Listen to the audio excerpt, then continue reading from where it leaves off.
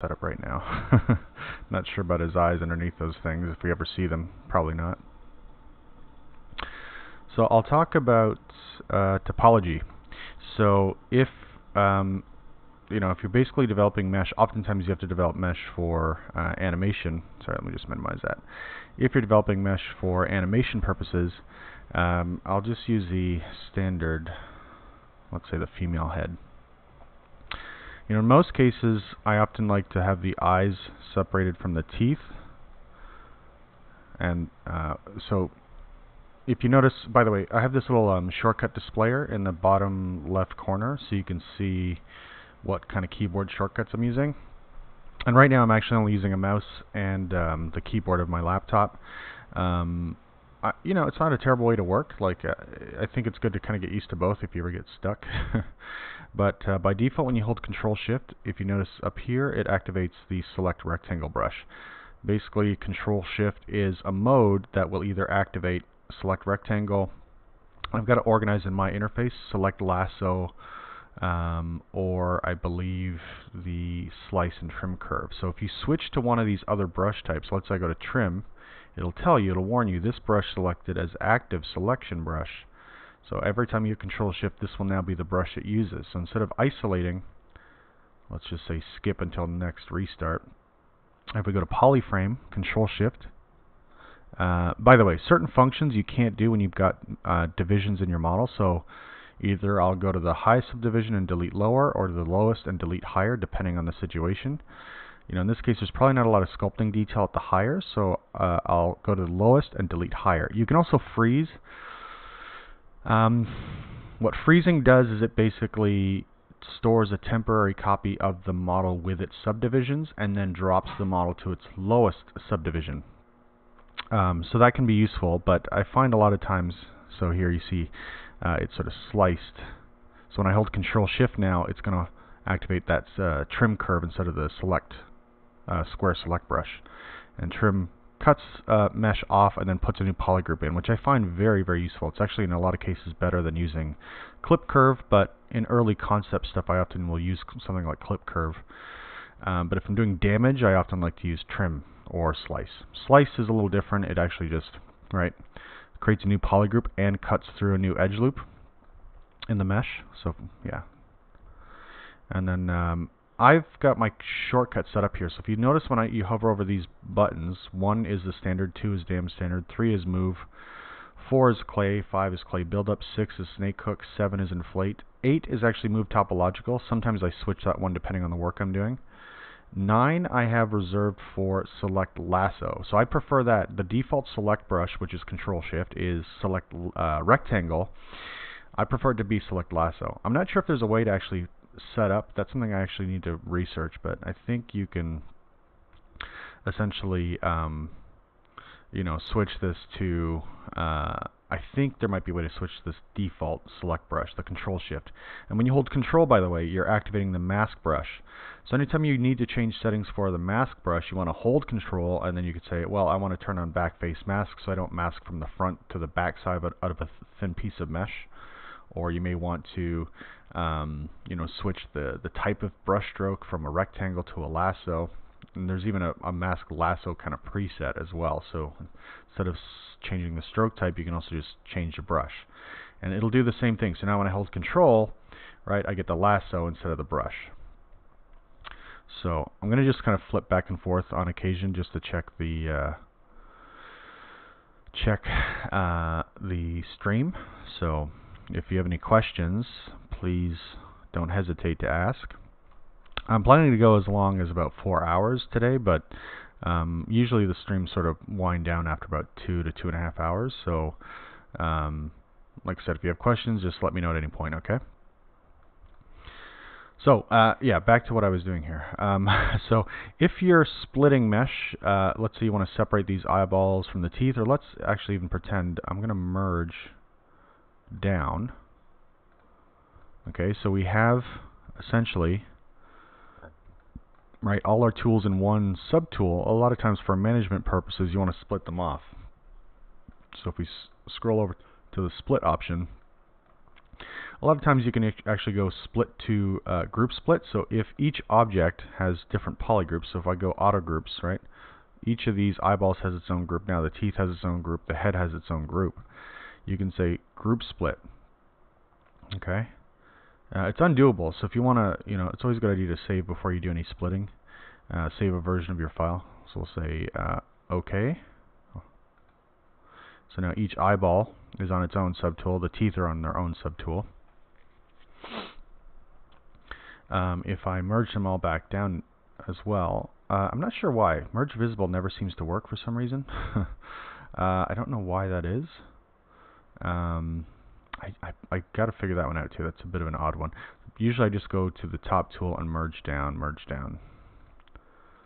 Now I can, there. So they're all merged back into one tool. Now if you have parts like those eyeballs, they're similar, so you want them to remain in one subtool, you can say split to similar parts. So it kind of analyzes the models that are there, and things that are similar to each other should remain in the same grouping. So it's a bit of a smart system, right, that you can get polygroups and mesh to kind of remain organized. So if you had a bunch of little jewelry bits or a bunch of little insert meshes or curve brushes on an object, and you want to isolate those into one subtool instead of having every little piece of a chain necklace, for example, split, you would say, split to similar parts, and it should keep those things that should be together. Also, again, based on visibility or masking, if you hit Control W, both these eyeballs are unmasked, right? So if I hit Control W, it makes a new polygroup, and they're now in one group. If I, let me hold Control. Let's say I mask without symmetry on. Let me mask one side and hit Control W. So by masking, you can create new polygroups. So even if I mask half of these and hit Control W, half will be in a new group. The reason I'm talking about polygroups as well, polygroups basically help you organize a mesh, whether, in this case, this mesh already has kind of like a lot of clean quads, a clean topology, but a lot of times when you're concepting something, you start in Dynamesh. So Dynamesh, right, is very powerful in that you can keep pulling and adding and subtracting very, very large shapes into one single solid mesh, but the mesh is not necessarily the cleanest. There are concept artists out there who work just in Zbrush and who just Dynamesh things to a very, very high resolution, and they let another artist or another team come by and create a clean mesh.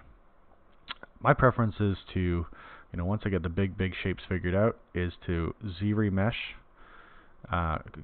which is to basically make a clean, organized mesh, and then from there I can divide it, and usually what happens is you wind up using a little less mesh, and because the mesh follows the big shapes and the medium-sized shapes, you get better subdivisions. So you actually get a more efficient, a lighter project to work on. So this is especially important if you're working on slower or older hardware, let's say. And part of getting good mesh too is that, if you, I'll come back to this, but basically when you have polygroups, those polygroups can allow you to create really good new polygons. So I'll sort of take this mesh at some point and just show you that. So let's say again, just kind of coming back to how to isolate and organize your display and your mesh if you want to split, let's say, upper and lower gums. Oftentimes I like to turn on double-sided mesh. Most mesh, if you notice, is actually, if you had a flat plane in Zbrush, one side is visible and the other side is invisible. So in the 3D world, most models, if they tend to be, they're not solid objects in reality, they are essentially polygons, and one side tends to be visible and the opposite side tends to be invisible or maybe unrenderable or doesn't display properly. So if you want to be able to see both sides of the mesh, especially in something like this, you can turn on double. So if you don't have my interface, that's actually down under display properties, and right here it's just double. And if you have flip normals, so if the polygons are kind of facing the wrong direction, you can flip them. So this is very similar to I think it's called Reverse in Maya. 3D Max has a a modifier which is called normals, and there's a flip option there. So that's basically very comparable. So in this case, I just want to be able to say the inside and the outside. The reason being is that if I'm trying to, let's say, split these teeth off, there's a couple tricks to this. We can basically, let's say, if you Control-Shift-Click on an edge. I find this works some of the time, not all the time. It works when you don't want it to, and then it works when it doesn't work when you do want it to. So maybe I'll just switch to the select lasso brush. There. So if you notice, when I Control-Shift-Click on an edge loop, it will actually follow that loop and make it invisible. So this can be a very, very quick way to kind of help you isolate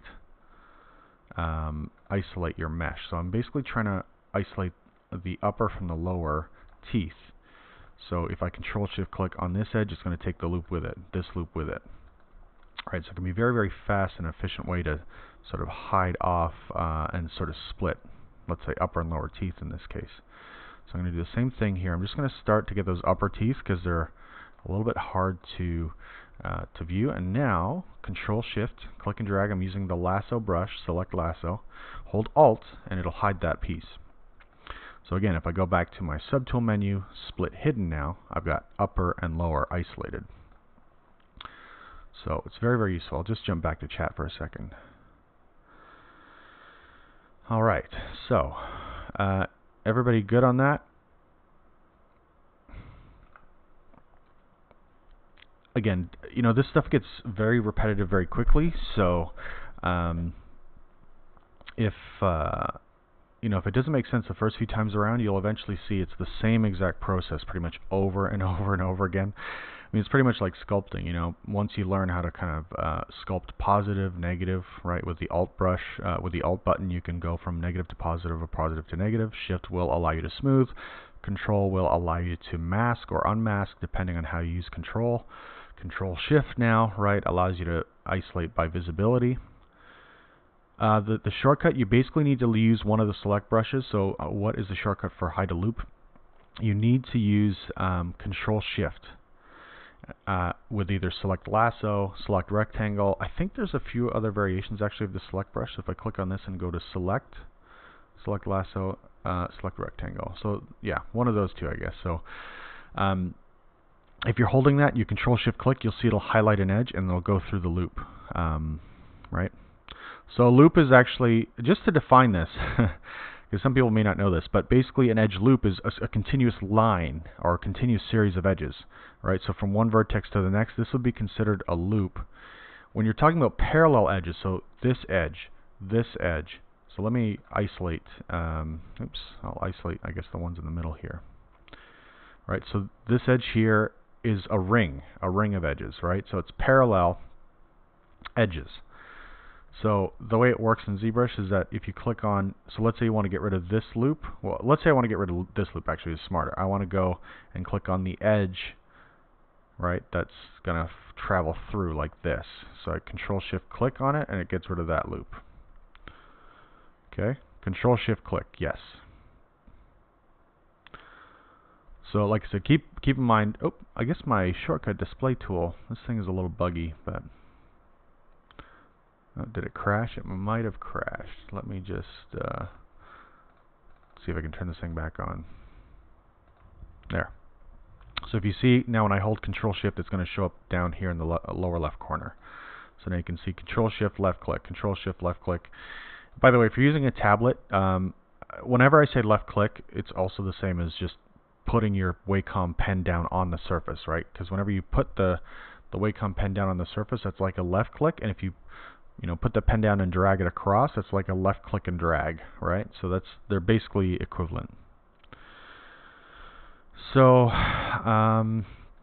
anyways, yeah, this is really, really, useful stuff for organizing your mesh. The other really, I mean, I haven't, I've been doing more just Dynamesh stuff and doing kind of conceptual stuff for a while, but I'm really beginning to love the sort of tools.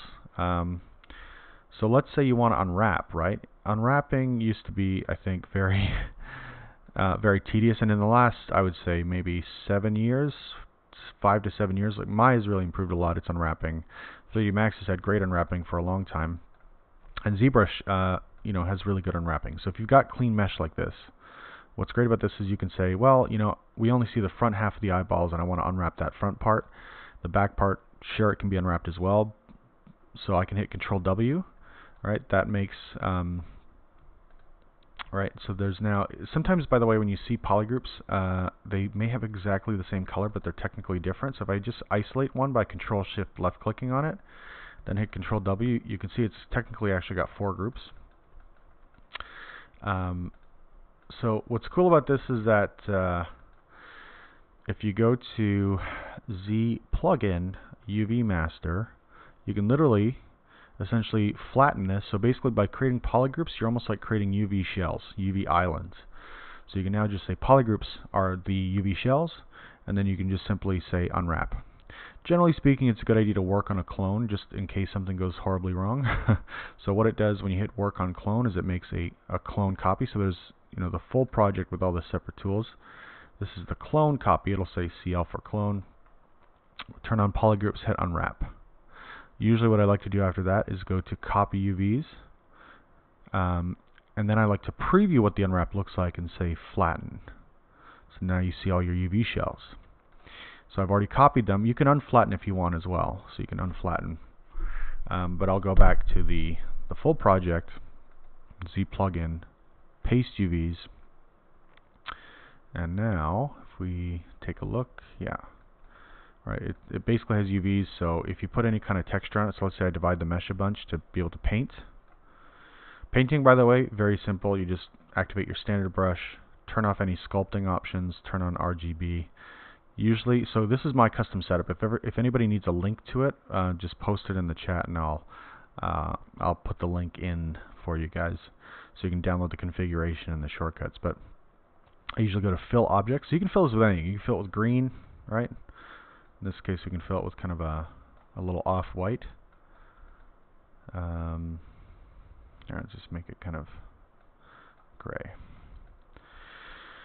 Right, so then you can say, oh, well, this won't be the best green, but let's say you want to drag out. I'll switch. So on the standard brush, I'm going to drag out a circular green alpha. So I'll start with this. Right. If it's sort of faded at the edges, what can be the cause of that is this thing called focal shift. So if you set that to -100, you should get exactly the shape that you want. So this is projection based as well, so you got to be careful about that. But I'll just drag this out for now. We won't pay attention to how bad it is. And then if we drag out, let's say, the pupil area here, you can also brush this in as well. So if I go back to freehand, go back to just turning off the alpha and setting, let's say, my focal shift. This focal shift slider is actually very much comparable to Photoshop, where you have the hardness, softness. This would be 100% hard edge. Let me just make sure. Yeah, what's with the draw size here? It's being a little weird. But, and then -100% is like, oh, sorry, yeah, -100% is super hard edge. +100 is like very faded. Somewhere in the middle is like, so the middle circle you see is 100% like opacity, and the outer edge is 0. So it acts like a gradient right between the two circles. So you get a little bit of softness in there. So maybe I'll take the focal shift down a little bit, hit C. C, by the way, grabs the color that you want to sample, and then you can sort of try to paint stuff back if you need to. So it's pretty simple. I find, it's very straightforward. Let me just check chat again. Oh, so somebody wants a link. Yeah, let me just check my... Okay, one sec. Let's see. So I'll get you guys a link to that. So there's a link. So if you need to download that configuration. Anyways, this is very terrible, this paint job. So I'll just undo a little bit here and then just maybe touch this up. There. Let's try to fix that wonky job a little bit. Again, it's not as easy to do with the mouse. By the way, lazy mouse, I should talk about this while we're here. So lazy mouse is a great function. So when you're brushing, let me just pick up another color. If you're brushing really, really fast, sometimes what can happen is the stroke can break. In this case, it's actually working pretty good. But if you ever notice your brush stroke is sort of like breaking up, I think you often want to set this to 0.025 or 0.025 for lazy step. There, 0.025, and you should get a nice solid line. So if you're brushing, I think the default used to be 0.5 or 0.05. I can't remember exactly, but so when you're sculpting, you can see it's like breaking up that stroke. So if you lower this number to, let's say, 0.1, you get a more solid stroke. If you lower it even further, it actually can, if you go way too low, it can actually make the stroke super thick and exaggerated. So you want to be careful about that. But let's say we turn off or go back to standard here. Or sorry, I'll go back to clay brush. Lazy mouse, so if you turn it on, usually, like I said, 0.1, 0.2. I sometimes go as low as 0.025. You've got what's called lazy radius as well. So when I'm sculpting just kind of like purely by hand, if I want really sort of direct strokes from my hand, I set the smooth to 0 and the radius to 0. Right? So you get exactly what your mouse or your Wacom stroke is doing. If you turn on lazy smooth and radius kind of extends out a little red line, and what it allows you to do is get very fluid sort of strokes. So if you're just working with a mouse, or if you're like me and your hand is very is still kind of a little gets shaky or is unstable at times, you can use this to kind of help smooth out your stroke. Or in this case, if you're trying to really clean up an edge somewhere, so I'll do this, and this is per brush. So if you switch brushes, so I go back to standard, I'll have to change the settings on the standard brush. So let's say I want to really try to clean up that that edge. The lazy mouse can sort of help there. Masking is also a very good tool for that if you need some help there. I'm not doing a particularly good job right now, but that's okay. Again, I think a mask would probably be better than just hand brushing at this point. Okay. Now the point I was getting to actually is, remember, I copied my UVs. I've got the polygroups, so the UVs are there. You have to use higher subdivisions to paint. Low subdivision mesh, because the way polypainting, it's called Polypaint, essentially each vertex acts like a pixel inside a Zbrush. So you need higher division mesh. Oftentimes I find I need to go to at least 500,000 or 1 million active points to get good sharp textures. But what Zbrush does is, when you have UVs on a lower res mesh, it looks at that, but it looks at your high subdivision to create a texture. So if you want to send this to Maya or something, you can go UV map, set your resolution, texture map, and you can say create from Polypaint. So now it's created the texture that's now exportable to whatever software package of your choice, basically.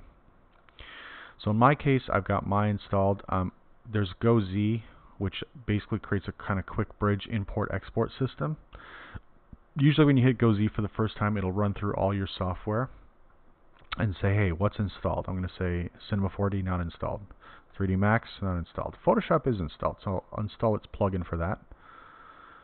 Sculpturous right now not installed. And I think I already set it up for Maya. I want it to send to Maya. I found with the newest editions of Maya and ZBrush, I find I have to force reinstall the plugin. So if you send something to Maya and it's sort of just oh, so somebody said, how would you sculpt the iris and the pupil without it looking weird? Give me a second, I'll come back to that. So if you're just doing it for more like visual representation for sculpting purposes, you can keep it, I'll show you sort of a stylized way of sculpting, or more of a classical eyeball. But yeah, I'll come back to that in a minute. So as you can see, for some reason, I don't know why this is. There's some little quirks, Sometimes you get a certain version of ZBrush and a certain version of Maya, and they just do not talk well to each other, and that can be kind of painful. So what I'm going to have to do, if you ever need to install or reinstall a plugin for Goz, you have to close the app that needs the plugin. So in this case, I'm going to go to Preferences, Goz, basically do path to Maya. You can do force reinstall to reinstall all the plugins, but usually either force reinstall or path to Maya is the best way to do it. So I'm going to just set that up, and then Goz. So Goz acts on the current selected subtool, which would be my eyeballs. I can do all subtools, I can do visible, and the little R key allows you to reset or switch which application you send this to. Usually for this warning, I just say don't show again, so I don't have to keep clicking it every time I Goz. So let me just double check chat here. So again, I'll come back to sculpting the eyes.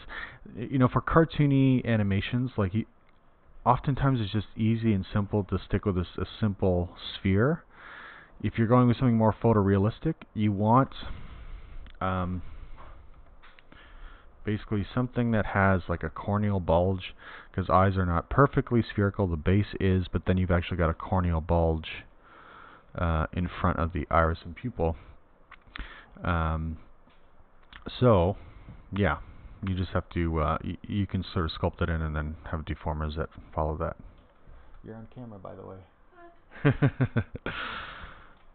Yeah, you might be. Yeah, you're a little bit on camera. That's Gina, everybody. Okay, so, like I said, for cartoony stuff, like either a perfect sphere, or in some cases, you know, people have elongated. Like if you were to build something like Bugs Bunny, for example, you know, the eyeballs would be very elongated and exaggerated. It's a little harder to animate that, just because it's hard to get the eyeball to move around in the socket properly, but there are ways to set that up in Maya. Okay, so now when I go Z sent it over properly. If you hit 6 on your keyboard, right now you see your mesh showing properly. What's interesting about this is that because Goz has this kind of bridge to things, if I want to, let's say, touch up the UVs, the mesh, if I change the mesh, if I change UVs, I can actually fix stuff here. So if I go to UV editor, so let's go to UV shell. I'll turn off the background display for now. A lot of times when I UV, I will go into the unfold options. My preference is to fix non-manifold geometry if there's an issue, and have it do a layout. And then I also set, oftentimes I set resolution of 4K, and then have a pixel padding. So this is so each shell has a 16 pixel gap between it, and there's a gap along the border. And you can also save those settings under Edit, Save Settings. So that should be the new default. So you apply and close. Everything gets packed a lot more efficiently. It's still not fully packing. You know, it's going right to the edge. So what I'll often do is Shift right click and go to Layout and go to its settings, Layout UV. And again, set it to 4K. Preserve 3D ratios. Actually, what that does is keeps the mesh proportional to itself, which in most cases is what you want to do. You don't necessarily want one piece larger in the UVs than others, but sometimes, let's say in a face, if you have a full character in one UV, the face should probably take up half the texture space, because the face is one area that's usually in close-up. And then down here in texture map size, 4K, you can modify this. So if you're working in lower resolution textures, then you should set it to the texture size you're outputting to. Again, shell padding, I usually do 16 and 16. And save, at least for 4K. You can lower that a bit if you're working in lower resolution. And then we'll do layout, and it should help pack this and give a little buffer zone to each area. The question might be, why have a buffer zone? Well, if you smooth mesh, this is a weird thing that happens in 3D, but if you notice when you smooth something, it tends to sort of shrink a little bit. It rounds things out a bit. And what can happen is you can actually pull apart at the UV seams. So you'll see actually a gap in a void. And so oftentimes when you bake textures from, or you do textures in Substance Painter or in Photoshop or in Zbrush, oftentimes it'll bake things out. Or if you're using X normal for normal maps, you can set it to actually pad and extend the textures. It literally just kind of takes whatever pixels are on those UV borders and sends them out another, whatever you set it to, 8, 10, 12. In this case, I would set it to 16 pixels. So if there's ever a stretch, you won't notice the seam or the gap between the UV shells. It's one of those things I wish was a little bit better handled in 3D, you know. And there are some solutions to this. Like you could basically add extra loops around the border so they don't spread out as much or tear apart as much. But then that alters your shape if you're smoothing the mesh. So that's one kind of catch-22 that you get stuck in. The other thing you can do is basically smooth the model to one or two higher subdivisions, and it should still have the same UV borders. And so you might just touch up the unfold, and then it shouldn't tear as much because there's more mesh there. But anyways, the point of all this, that's a little side note. The point of all this is, let's say I've updated these UVs, right? This is going to screw up how my texture is displayed. So what can I do? Go back to object mode, go to the Go Z tab that I have, send it back, and you see, again, the textures are screwed up. So I can turn off my texture. My original texture is still here. Yeah, I should have actually got asked to swap the mesh. I'm not sure why. Let's say new from Polypaint. Yeah, this normally wouldn't happen actually, but typically what would happen is the Polypaint should stay and it should say, hey, do you want to update your mesh because the mesh has changed? And so you say yes, and it would transfer all the high poly sculpting, all the high poly detail. For some reason it's got a little bit screwed up. I'm not sure why. But I can now rebake the texture, so we'll pretend that it's okay. I can rebake this texture, and then if I go Z back, well, it should take a second.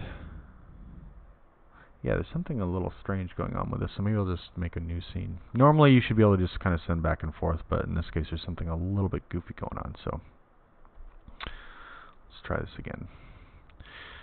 Okay, let's check the stream here. So what are people saying? Is there any way to change the resolution of Zremesh so when I Zremesh, the mesh is still somewhat high res?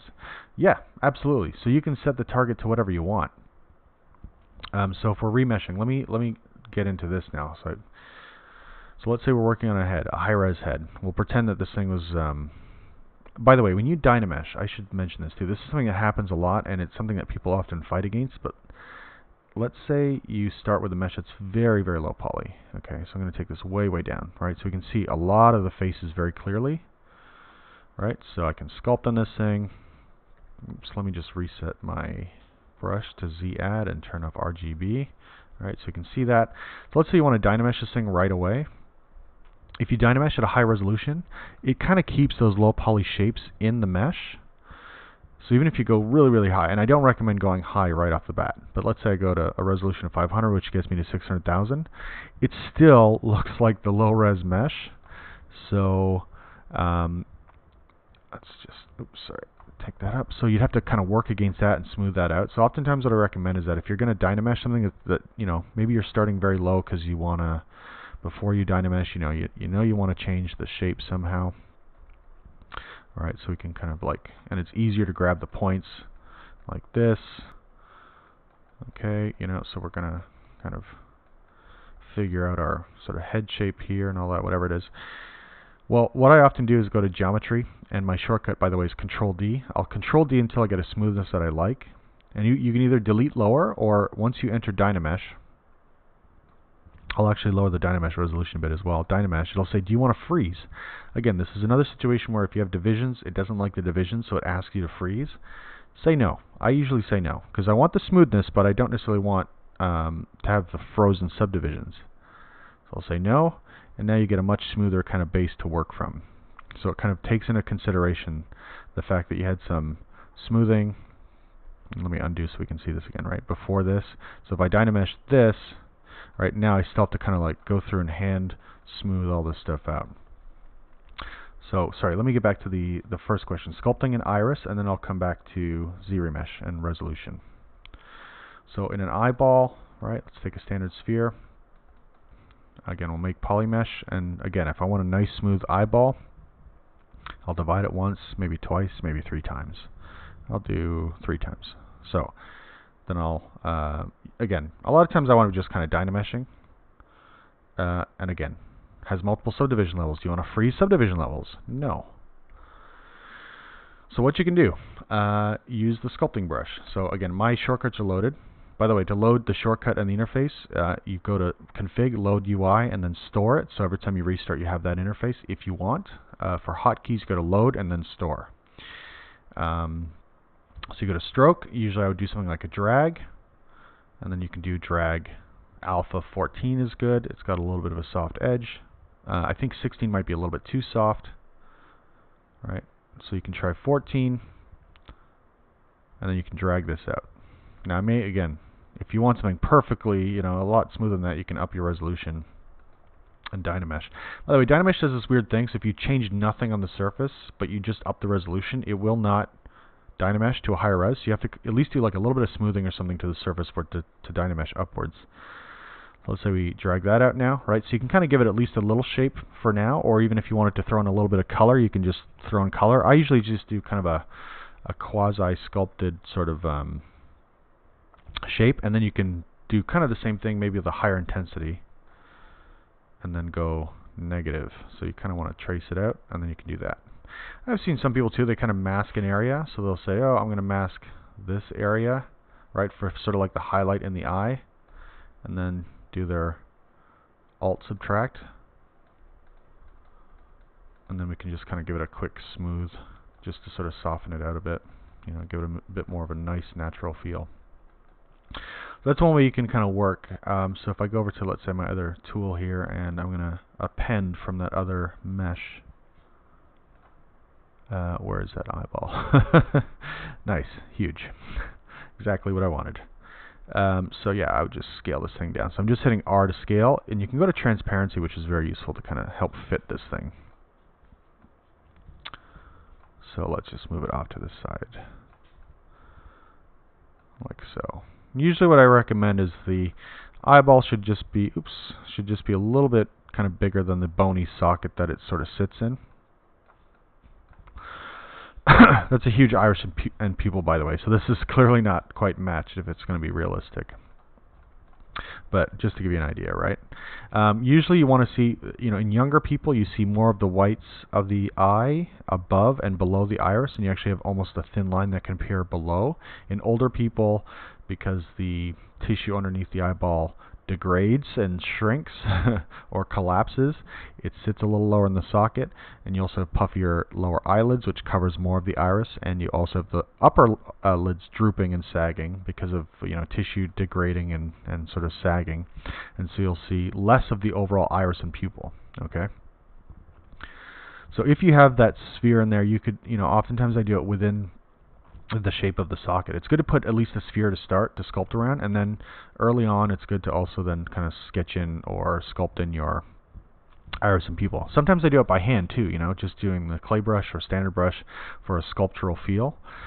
So those are kind of, at least for sculpting purposes, it's good to have a reference point of the eye. It kind of helps you see the sense of character of whatever kind of predominant emotional state or presence that the character should have. So I often like to do kind of monsters and creatures, and so I like to sort of see if they're going to be more menacing or maybe more curious or more, maybe even blank in a way, because sometimes that can be sort of scary in its own way.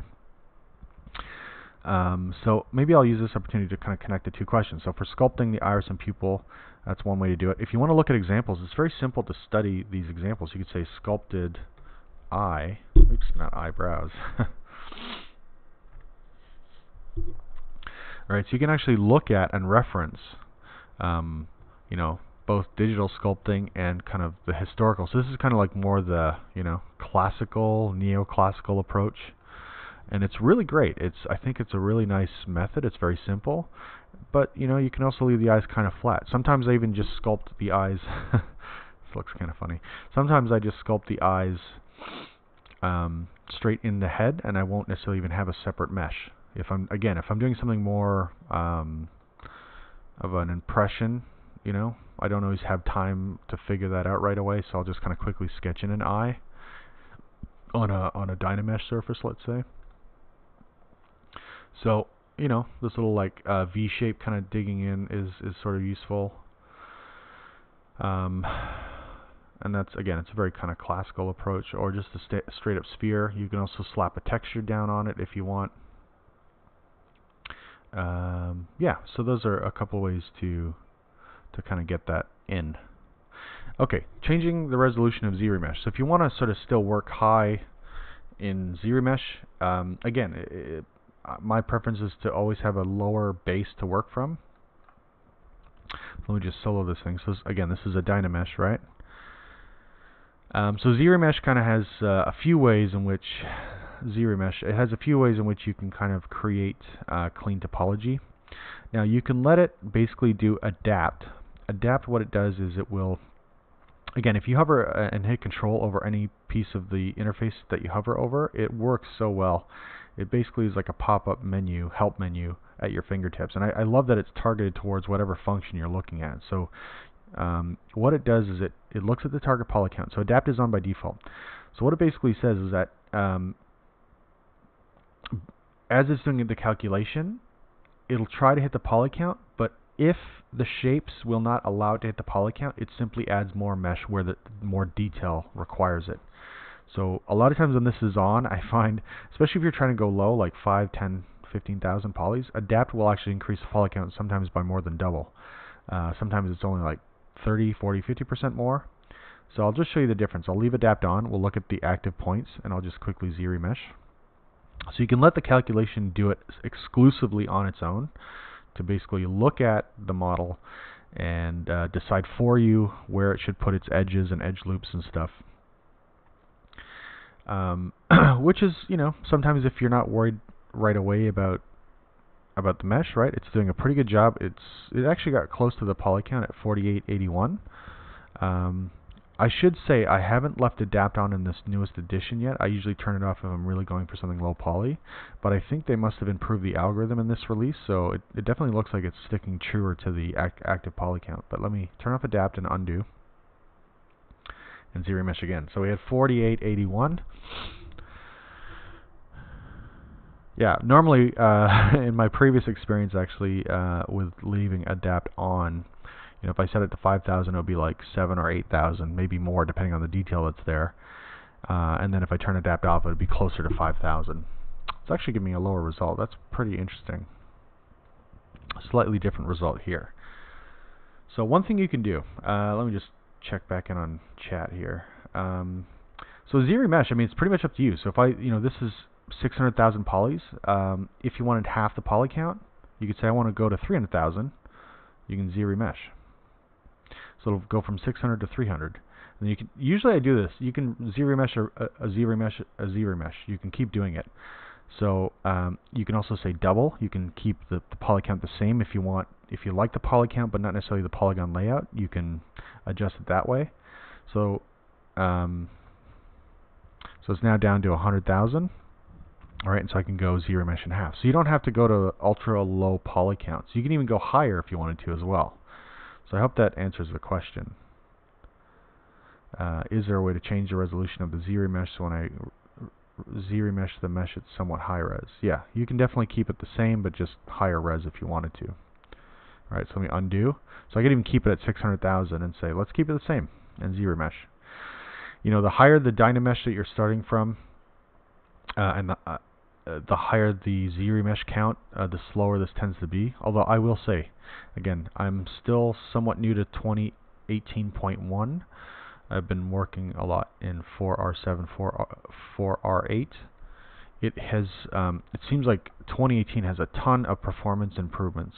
Yeah, for some reason it's actually dropping the active point count down. I don't know why that's happening, but also good idea too is if you're switching from, even though I've Zremesh, the Dynamesh button is still on. So you want to be careful about that. If if you Zremesh and you like the topology and you control click and drag without any masking on, it will re-Dynamesh. So oftentimes I like to very consciously turn off the Dynamesh button and then Zremesh, just to make sure you don't lose anything by accident. So turn that off. So that's a little bit, I guess, of a primer, you could say, on Zremesh. Now, a few other aspects of Zremesh. Maybe I'll kind of jump back to this weird thing, whatever it is. So let's say I know I want to put like eyes or eye sockets in here. Now, usually I would sculpt this a little bit better, but what you can do, right? Remember I talked about masking? You can mask an area, hit Control W. Let me undo and do it again so you can see the color difference. You can tell this thing to use groups or keep groups. So what that will do when you Zremesh is actually where the polygroups change, it will maintain a focus on those borders, which is fantastic, right? So it can really give you some, unique ways to, so let's say I want to kind of start to figure out a mouth area, and I think it's going to be here, Control W. And I can keep the poly count, so let's say it's around 10,000. Maybe I'll go in half this time, Zremesh. So it's down to 3,000. Sometimes you get these weird issues happening where you get little like additional polygroups that are kind of like popping out of nowhere. So what you can do with that is simply go down into Polygroups and say merge stray groups. And it'll try to identify what group should belong in what area. And that helps clean this up. And then you can say same poly count, because I'm now down to 3,000. I'm pretty confident about that. And by the way, if you have symmetry on your brush, it'll create a symmetrical Zremesh. If you have symmetry off on whatever active brush you have, it will do an asymmetrical Zremeshing. So just keep that in mind as well. So you can see now it's getting a little better. Oftentimes too, like this is low res, I don't have any detail, but I'll show you an example where if you want to preserve the detail, how we can transfer over from your Dynamesh to the Zremesh, because I think this is something that a lot of people get confused by. I have a pretty decent little kind of graph or chart that I've made that sort of explains this a bit. Yeah, let me turn off Adapt too. Adapt can sometimes skew the poly count in the wrong direction, so I'll turn off Adapt and yeah. You know, at some point too, you know, you may have to manually clean up some of this stuff using either ZModeler, which is a Maya style or more traditional style modeling toolkit, or you can send stuff out to your favorite app, whether it's, you know, Blender, Maya's 3D Max, and do like poly editing there if you like. For clothing, say a scarf, is it okay to leave a single face and export to Maya, or do you have to extrude? When I have folds, it's hard to extrude. Yeah, that's a good question. You know, I mean, if you're talking about like a student film, short film, low budget commercial, TV show, or even low budget film, you would probably want to keep it like a shell, you know, unless it really needs to animate. And scarves in general, any obstruction or clothing that's up around the neck and the head that may prevent movement or cause one piece of mesh to go through another, you want to really kind of make sure that you avoid the hassle of having a nightmare of skinning all that and making sure that it kind of moves correctly. So yeah, I mean, you can just Dynamesh things together. Like, I'll show you a really quick example of, I don't know, let's say like an infinity scarf. So you take a ring, and then maybe I'd take the, let's say we take the, yeah, I'll take the poly count down actually a bit, just so it's easier to sculpt, and then I will make it a poly mesh so I can actually sculpt it, and then scale it up. Maybe scale it a bit wider. And then kind of rotate it. And if you control move, you get a clone. Let's say we do something like this. So a lot of times it's just kind of cheated and overlapped. And then I'll clear the mask. And I've got this thing. This is from the polygroup menu, by the way. So if you go polygroups, auto groups, this button here. So it takes two meshes. Even though it's in one subtool, you can still kind of isolate and mask and sculpt by polygroup. The way to quickly hide, Control-Shift-Click on the object, Control-Shift again to flip the visibility, and Control-Shift-Click again to unhide everything. And if you want to mask, so you still want to see the visibility, go to Move, Scale, or Rotate, which is W, E, or R. Control-Click on the area you want to sculpt, and then you can say, oh, you know, I'm going to, here, let's just make a really large brush. So I'm going to like kind of pull this thing down and over like this. You know, this is also why you can do like hair and stuff like that. So, you know, very kind of useful way to, here, let's just pull this over. I'll keep that there. Control tap off of the model to flip the masking around, and then I can say, okay, let's get that kind of in here, right? So we get this kind of nice looking scarf. So a lot of times you're just kind of faking kind of the illusion that there's like a full wrap around. Some people will do a completely realistic and detailed scarf, and I can kind of show you how that might work. But basically using a curve tool, a curve brush. And then let's say for the finale, you know, you could probably, let's see, maybe I'd take one of these things. Yeah.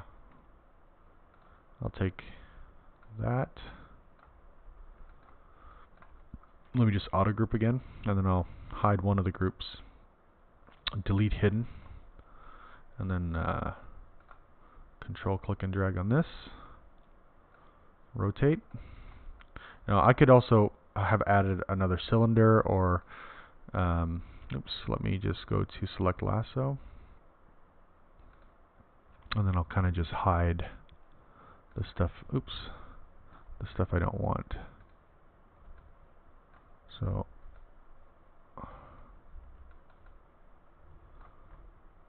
there. Just hide this off. Just being careful not to hide the stuff that I want to keep. Okay, so I can go delete hidden. I can sort of, let's say, rotate that. And we can kind of pull this down. Now, there's something new I should mention. If you're using Move, Scale, Rotate, if you hold Alt, it'll reset the pivot to the center of unmasked points. Alt, click on the little circular arrow, resets the pivot, and if you Alt, Move, Rotate, you can custom set the pivot as well. And then, if you go into this little gear icon, I still have a lot of learning to do on this, but you can go to Bend, Bend Arc. So it kind of allows you, it's again, I'm not really sure how this works yet. I got to really figure this out, but let's say I want to kind of bend this out this way. I think that's going to work fine for me. Then I can click on the icon to get out of that, back to the gizmo, and let's say we just kind of tuck that in like so. And then I'll clear the masking, and you could say let's close holes, and it puts a new polygroup and some triangles in at the ends. Okay. So what's great about this is even if you Dynamesh, let's say we Dynamesh this stuff together, it could get messy because there's gaps. Usually I would try to close any really fine gaps, just to make it more solid. So maybe I'll just try to quickly take care of that. I'll Control click on this. Again, I'll grab my Move brush and just kind of bring all this stuff a little closer together. Right, and bring Control tap to flip my masking around, and then just bring that down a bit just so it's kind of hugging itself a little better. Right, don't want any weird groups showing through, so even maybe this stuff in the back, just kind of tuck that in and underneath. Okay. So you can clear the mask. Now, like I said, you can divide this a few times and then Dynamesh, which I would probably do. And I want to show you guys something too. If you look on the subtool, right, there's a little Polypaint kind of option. It's a little paintbrush. If you Dynamesh, I'll say no to keeping, right? So this all Dynameshes together. That's great. If I undo and had that little paint icon on, sometimes what this can do is just completely clear out the polygroups, which can be a real shame to lose, especially in a case like this. So I'm going to undo, turn that off. So let's say you Dynamesh, right? It now merges it into one object. So this is what I was saying about making a shell. So again, in lower budget stuff, or if you really don't need like cloth sim and for it to be totally realistic, I would do something like this, where we basically Dynamesh together. Go to Geometry, Zremesh, keep groups. And again, I'll let me just set it to like 10,000 for now and leave Adapt on and Zremesh. And I should get a nice border, nice topology out of that. Okay, so that's not too bad. And if you really want to kind of keep, sometimes you get some weird twisting and stuff, so I'm going to undo. There's a second component. So groups, you can use groups or not. You can also use what's called the Zremesh guides. So if you really want the topology to follow a certain kind of flow, right, you can draw a curve. If you need to extend the curve out, hover near a start or end point and keep drawing, and it will keep that line going. If you need to get rid of one, Alt cut across, and it cuts the line. Or Alt cut across should clear it. If you need to draw a loop across a cylindrical shape like this, drag out, then hold Shift. Is it going to work? No. Sometimes these things get a little weird. Yeah, if you hold Shift, it should go through. There. So I'm going to drag and then hold Shift, and it sort of like helps you draw a quick circular loop around a mesh. And the adaptive size allows the creation of non-square polygons. Also factors in the size of polygons. So that's sort of tied into the adaptive option. And then the curve strength is how close the new mesh follows the curves. So you can use a combination of groups and curves. You can have no groups and no curves, or Zremesh guides. You can have just Zremesh guides, so you can kind of mix and match the different tools. You can also force it to freeze the vertex borders or freeze groups. So it retopologizes each group independently, but keeping their borders frozen and then welding the edges. I never really use this, and I should probably kind of look into it more. I usually don't kind of touch these two, but I suppose like if you had UVs that you absolutely had to keep, you know, one or both options would be useful for that. So let me just quickly Zremesh. So we'll let that finish. There. So, you know, the guides can really help give you kind of a cleaner sense of the mesh. Here, I'm going to just smooth this out a bit. What's great about this too, right? Remember, you got the plugin, the Z plugin, right? In this case, I have no division, so I feel fine just kind of unwrapping. And then if you just flatten, right, you've got your UVs ready to go. The shortcut to reposition pivot. Okay, so let me just get back to the question. So what's the shortcut to reposition pivot, and how would you go about doing hair?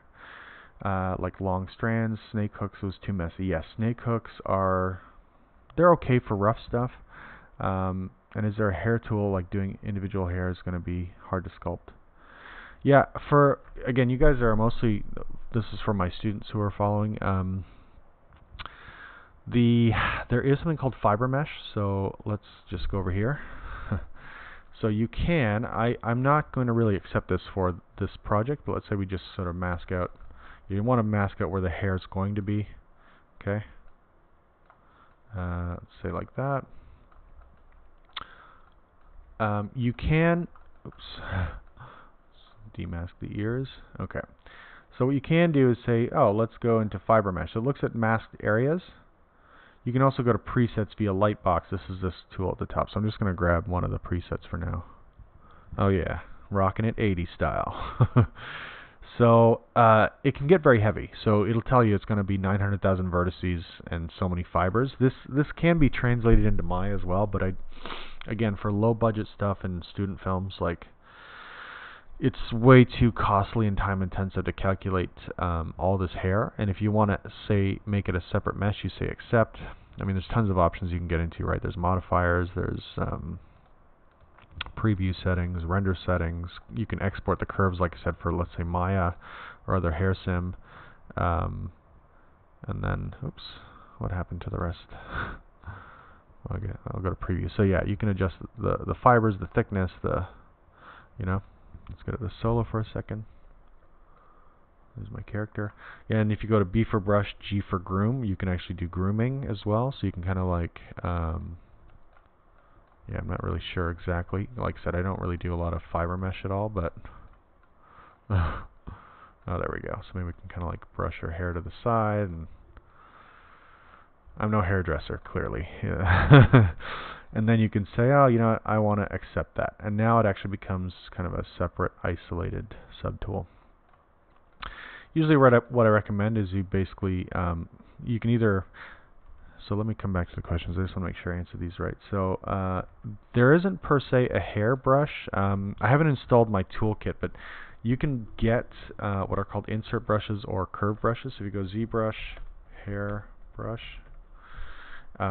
you can build your own. So there's actually some really great, great free videos that sort of describe how that works. I'll show you what it sort of basically what we have inside of ZBrush. So you can do it as a curve. So you go B for brush, C for curve, and then you go to curve tube, let's say. So you draw a curve, right? You get something like that. And the curves you can modify and move, and that's all cool. Again, if you go to the endpoint, you can either grab it, and if you're I believe I should be in draw mode. Yeah, if you get close enough, you can extend that out and keep extending the curve. And then you can modify it. So if you go to stroke, curve modifiers, go to size. Now, the way I usually draw is from, you know, starting point to end point. If you need to flip that around, you can go to stroke, go to the actual kind of grid for this, so the how it controls the size, and say flip vertical. And then if you click off the model, you can drag and drop another one in. So you can keep drawing in this sort of fashion if you like. So click off, and then it'll kind of leave it behind. That's sort of like one way, you know, to quickly go about it. And you can also, here, let me undo a bit. You can also go to stroke and say, oh, I want to change the profile, so it really does something, you know, a little different. So maybe I'll have like little sections. So now when you drag out, it'll do right, different sort of styles of hair. So that's good for like ponytails or like certain strands.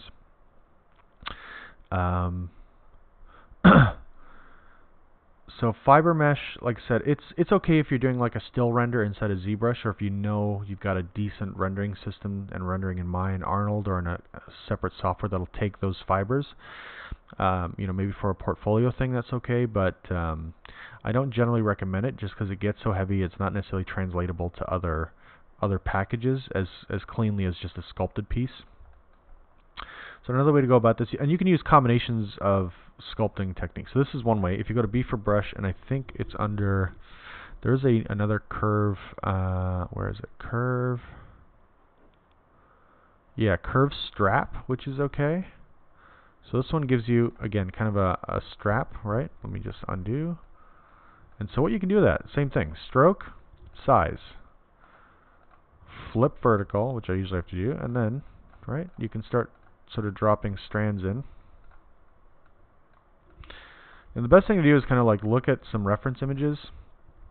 And by the way, you can move these strokes after they've been dropped and kind of reposition them, or just warp it with a move brush once you kind of settle it down on the surface. I'll just nudge it a bit. It can be a little unruly sometimes, though, to get it where you want it to be. And by the way, I've got this little placement option here as well. So this actually affects how close or far from the surface it is. So if you drag it above, like way above, it'll float off more.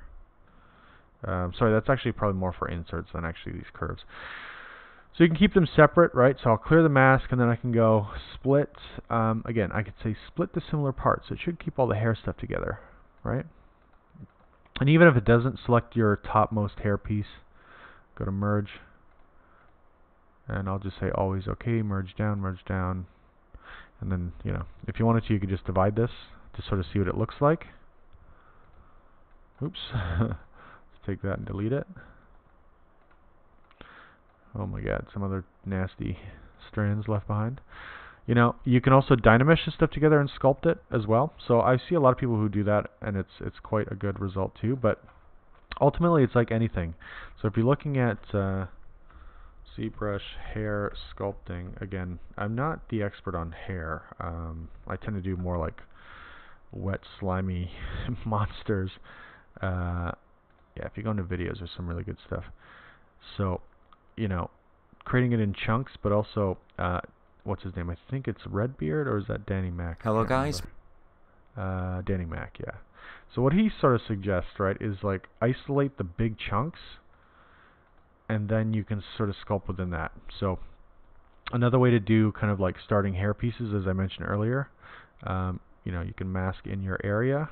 Let me just do a really, let's just do this. Mask an area, and then you can go to what's called extract. And what extract does is can make kind of a shell based on a selection. And you can adjust the thickness up. Let me just increase the thickness more. I usually also turn off double-sided, so because it just makes like a thin shell. This is good for like costume pieces as well, by the way, like armor or even just like quick eyebrows. I usually avoid double-sided though, because I often will Dynamesh this, and if the mesh is thin and you Dynamesh, it'll kind of create Swiss cheese. And I'll show you what I mean by that. So let me just make actually, oops, what did I do here?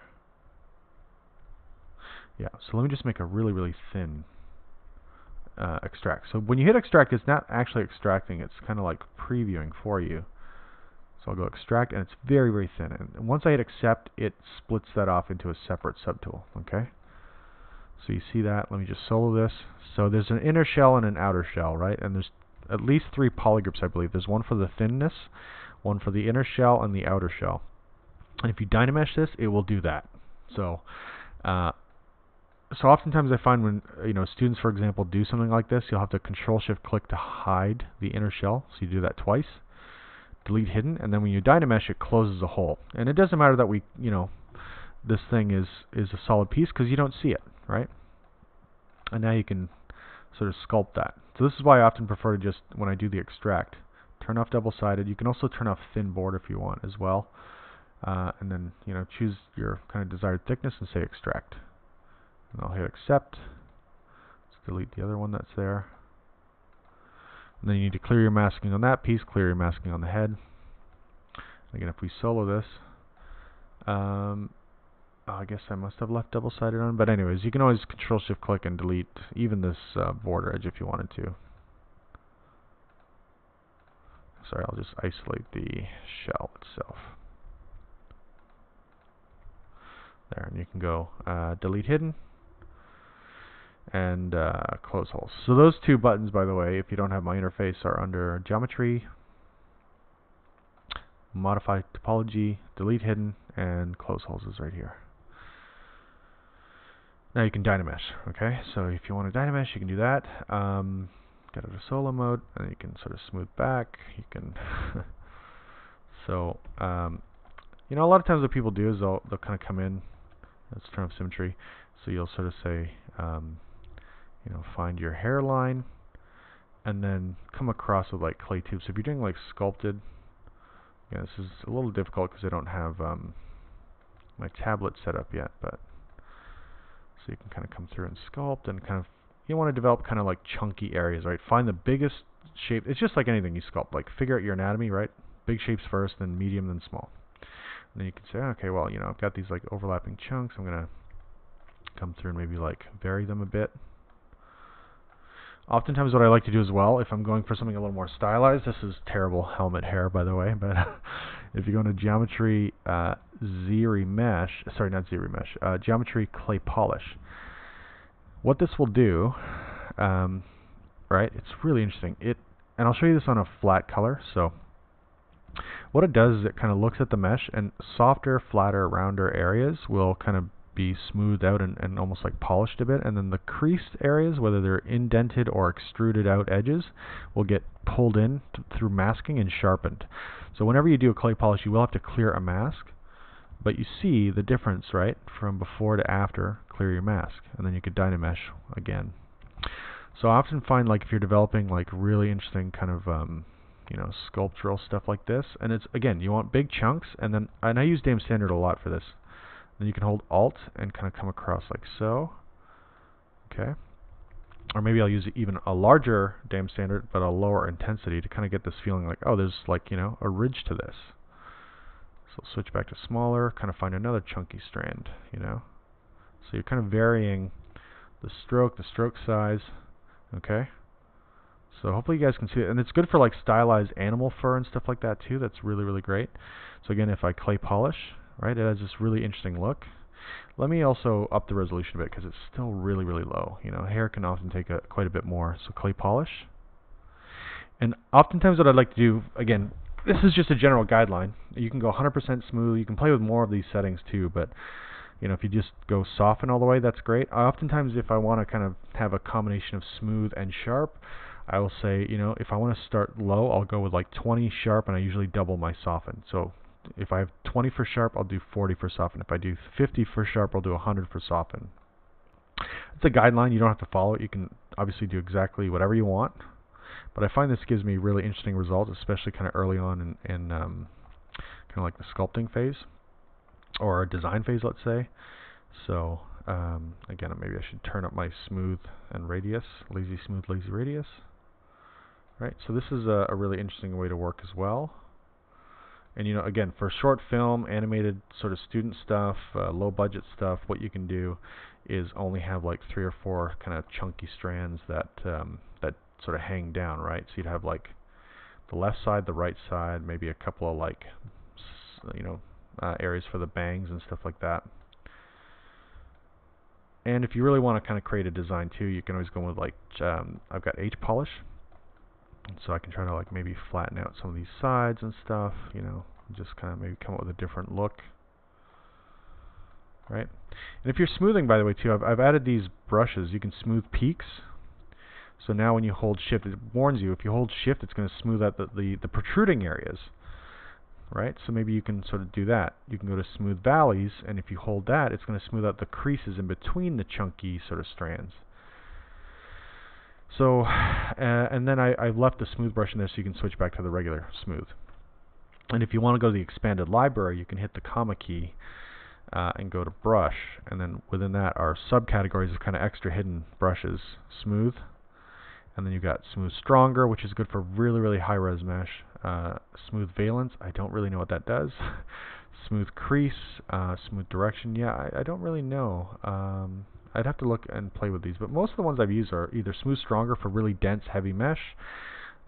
There's smooth groups is interesting. That's kind of might be an interesting option. I usually do peaks, valleys, regular smooth, or smooth stronger. Those are my kind of go-to smooth brushes. Okay, so let me just check back in with the chat. Okay, so I did want to kind of come back around to that sort of topology stuff, facial topology. So, and by the way, you can try this as well. Sometimes you can do some really interesting stuff just with a few clicks in Zbrush. You can go to Polygroups and say, let's group by normals. And maybe I'll set the angle threshold lower, like 20. See if that does anything. Not really. Set it even lower. Yeah, in this case, it's not going to do a whole lot of good for me. But you know, if you wanted to take, let's say, each strand. Yeah, let me just. I guess I'll try to do this with the let's say the masking lasso. So let's say we take that. I'm just going to touch this up a little bit. So you could go through and let's say, oh, I'm going to, you know, mask this area. Let's go to flat shade for now so I can really see what's going on. So I'll just take out the masking back there. And I can say, you know what, let's make that a group. By the way, if you're working just on polygroups and you don't want to see the wireframe yet, you can just turn off line only. So if you go by polygroup, this is sort of interesting. You know, that's good for Zremeshing. But you can also take this and let's say you go to deformation. You can say let's polish by groups. So it'll actually kind of smooth and polish within the group and help kind of almost create a crisp edge between two groupings. So that's a bit of an interesting feature. Okay, so let's see what else we got. So I was going to talk about facial topology. Let's turn the wireframe back on. Let's just pretend this thing has been kind of sculpted and dynameshed and everything. Okay, let's take that and up the resolution a bit. Dynamesh, no to freezing. Up the res, no. So let's say we're at a fairly decent poly count. So a lot of times what I recommend, I do have a Pinterest board. I'll put that in the link below. So Pinterest,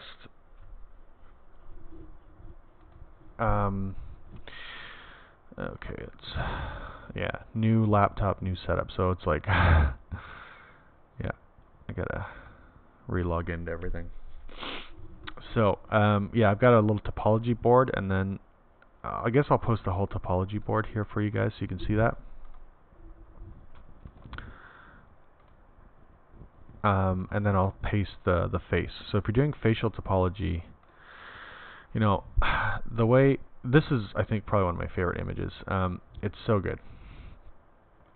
You know, if you were to create polygroups, this would be a good way to do it, to do a Zremesh. So oftentimes what I would do is something more like this, though.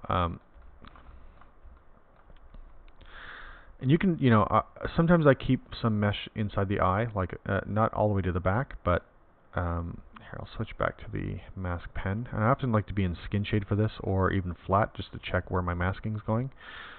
But what you can do, right, and you don't have to get that tight in on the eyelid. Sometimes I will go that tight if it's more realistic. For something cartoonier, you can have a much bigger kind of section around the eyes.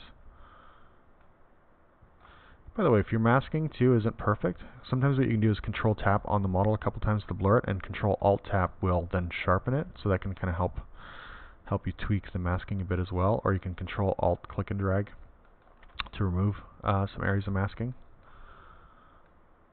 Okay, and masking, you know, ZBrush is one of those weird things. Sometimes the masking will shoot right through the front side of the mesh to the back. So while holding Control, I often will say, let's just turn on back face mask to prevent that. Then I'll hit Control W. So what that should do, again, I'll turn up the lines. Right, so now we've got a new polygroup that sort of adheres to that. So the important areas, I should come back to this, the important areas are the areas around the mouth. You want nice circular loops that basically radiate outwards from the mouth and around the eyes. And anytime you have an opening like the nostril, the eyes, the mouth, you can hide a lot of mesh, or if you have a lot of mesh that doesn't really have a place to go, you want to direct it into those areas.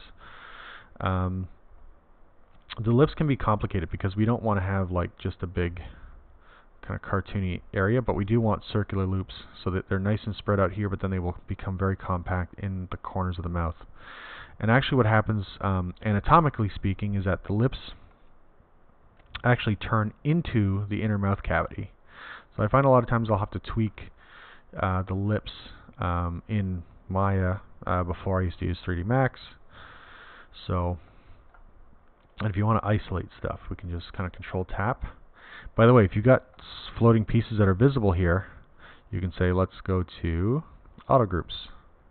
And auto groups will auto-define the mesh there. And we can turn on double-sided just so we can see everything. You know, in this case, I may delete those little interior polygroups. I don't think I need those. I'll go to delete hidden.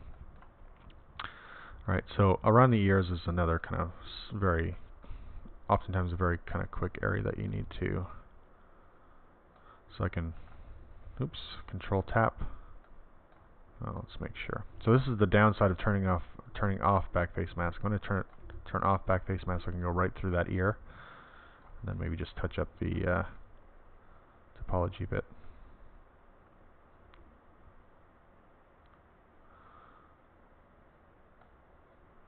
And maybe I'll switch back to the lasso.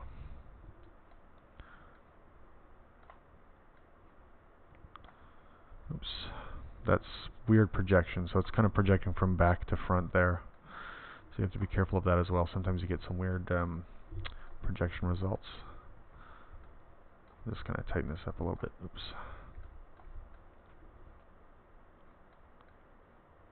Okay, that's probably good. So Control W for that.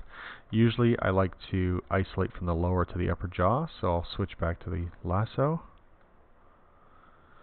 So this allows you to kind of quickly, looks like a 5 o'clock shadow, but it should allow you to kind of quickly grab and select the face. You know, sometimes this can be enough for masking. And I'll just, let's do this from the front view. So oftentimes it's good to kind of follow the kind of underhang of the brow and the upper kind of plane of the cheek. If you're, again, this is more realistic, so, and again, there's that backface mask issue coming back, so I'm going to turn off backface mask. Just deselect that. And this is actually coming a little too far back, so. Okay, so let's just touch that up a little bit. Oftentimes too, I should mention this as well, so if you have a Dynamesh model, what you want to do is oftentimes duplicate your mesh. Duplicate that subtool, so you have the original Dynamesh with its sculpting detail, and then you're working on a clone copy basically, so you just go to duplicate the tool. So I'll show you that in a second. Did that make a new polygroup? It's hard to tell sometimes, you know, it's so close in terms of color. So I'm going to hide the lips next. So I will create maybe one circular loop around the mouth.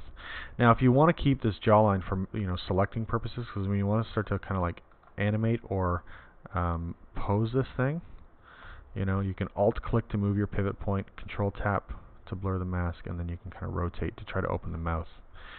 So, and by the way, I should probably I should mention this too, I should probably split the lips. So I'm going to just try to isolate the lips on their own. Again, it's doing this weird thing where it grabs the loop instead of just the group, so I'll try to be careful to, there we go, isolate that. And then I'll do a mask lasso again. So I'll trace the kind of gap here, so we have an upper and lower lip region, like so.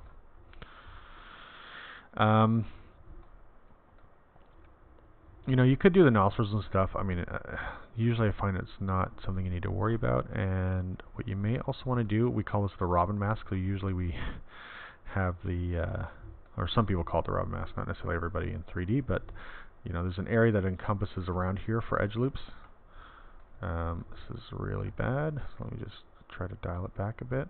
and I like to kind of keep my spacing, you know, I want it to follow the anatomy, but you also want to watch that you don't have areas that have a ton of mesh clustered together and other areas that are really far apart. So you want to kind of keep that density nice and even for the most part. So follow the anatomy first, and then second is you want to watch, like I said, the density of, you know, where the loops might be clustered. So if you're looking at this, you know, it starts to kind of resemble something like this. And everybody does it their own way, uniquely, but, well, where's my board? Let's go back to my board for a sec. You know, if you're looking at the lowest res, this is roughly how it should work. And if you look at the corners of the mouth, I often prefer to have 2 loops where the upper and lower lips are, and then another 2 loops right next to that. So if we, hopefully I can see this up close, or I'll zoom in when I get to the image here. That's my preference. So usually you need at least 3 loops in the corners of the mouth. Oh boy. You know, 3 loops in the corners of the mouth, right? 1 loop to create a crease or a fold, and the other 2 loops to support the sides. So the idea is something like this. If we have a polygon here,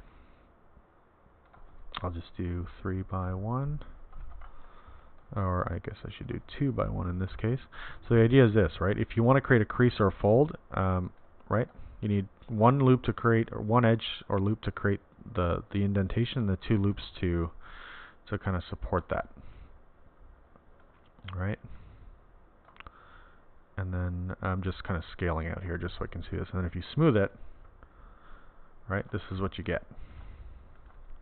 And then if you plump it out here, so this is kind of even the idea of the corner of the mouth, right? The corner of the mouth will come in, so there's that dip in the corner.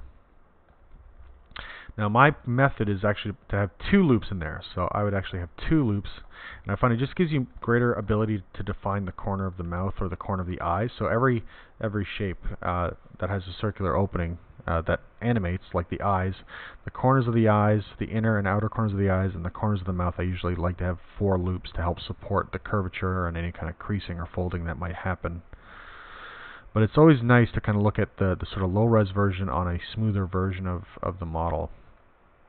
And I used to, you know, when we started in 3D, we used to have to kind of do like a mesh plan to help you really build the model accurately. Another tip I recommend is keep the loops, the same number of loops on the upper and lower lip, the same number of loops on the upper and lower part of the eyes. It just gives you better, more naturalistic looking animation. Again, this is a very good, even on cartoony characters, you want to kind of follow these rules for the most part. I often, almost always, have a loop that travels from the middle of the eye down into the either the middle or outer third or near the corner of the lips. Again, it's generally good at edge flow. And if you have loops that you can't kind of put in a certain location, you can tuck them into a nostril or tuck them into the opening of a mouth or an eyelid. Okay, let's check back in on chat here and see what's going on. Okay, so again, if you need circular loops, if you really want to focus on that, so you can either do just purely polygroups for your Zremeshing if you're doing the head. You can also do purely Zremesh guides, or you can use a combination. So I know, like I said before, I want a circular loop that sort of travels along the outside of the mouth, right? And again, if you want that loop that kind of travels from this area to this area, then I can sort of put that in, right? So it sort of helps to indicate where I want things. So I just want to be careful not to have that weird loop follow back into the head. Okay, so you can help guide the system. There's nothing wrong with that. If you know you want to loop around the neck, just be careful if you're doing this in symmetry. It can get a little weird. If you plan, you know, in most models, the neck is kind of like sitting. Again, in a lot of lower budget productions, you don't have clothing simulation, meaning you don't have a full body underneath a shirt and then a jacket or whatever on top of that, and pants. Like, you're just basically skinning everything. So what you can do, if I plan to delete this, I like to keep the mesh in there for Zremeshing. Here, let's just Control tap on that just to sharpen up the mask a bit. And then maybe I'll hold Control, switch to lasso, hold Alt, Control Alt to deselect that little bit there. So I can hit Control W now for that polygroup. So that will eventually be deleted. So like I said, I've got, this is the, love the hair. So this is the Dynamesh, right? So I'll duplicate. I almost always duplicate. It doesn't really matter which one you're working on, but in this case I want to keep the one with the guides on it for my Zremeshing. So I'm going to hit Shift F to leave this on so we can see what happens. Again, I find, generally speaking, it's good to know your target poly count. You can keep Adapt on. I should explain something else as well, actually. Let's just open up Word. So, if, you know, for student films, again, I recommend anywhere between 5 to 20,000, and generally speaking, I think 10 is a good middle ground. 10,000 polys for the head, 10,000 polys for the head, and then 10,000 polys for the face. Sorry about that. 10,000.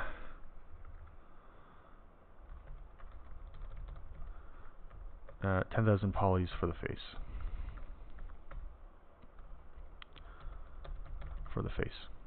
Sorry, for the body. And for a lot, like I said, this all can change too. Like I've worked on projects where you basically, you know, I've had to build characters that are 1 to 2,000 polys. Range for low budget or student projects, and this goes for both. Okay, so this applies to both.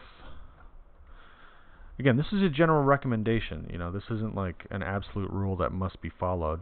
But so if you know your target range, target poly count range, work at 1/4 or 1/16 that number when creating a base mesh. This is what we call a base mesh, right? Creating a base mesh. Now, why would we do that? Well, if you know your polys, so we'll just take an example here. If your head is supposed to be 10,000 polys, I'll just say 10K polys. Create a mesh that is 2,500 or 625 polys. Why? Because, oh my god, really can't spell. Because you can work basically 4 to 16 times faster with less mesh. And then you can basically smooth the result to your target poly count area, target poly count, and project the details. Project and tweak the details for your base. So what does that mean? Well, let me just go to run my calculator here. So every time you take one polygon, right? If let's say we go to Maya as an example, I'll just create a single polygon. So I do this all the time, and I kind of only figured this out after I graduated college, and it was like a complete revelation.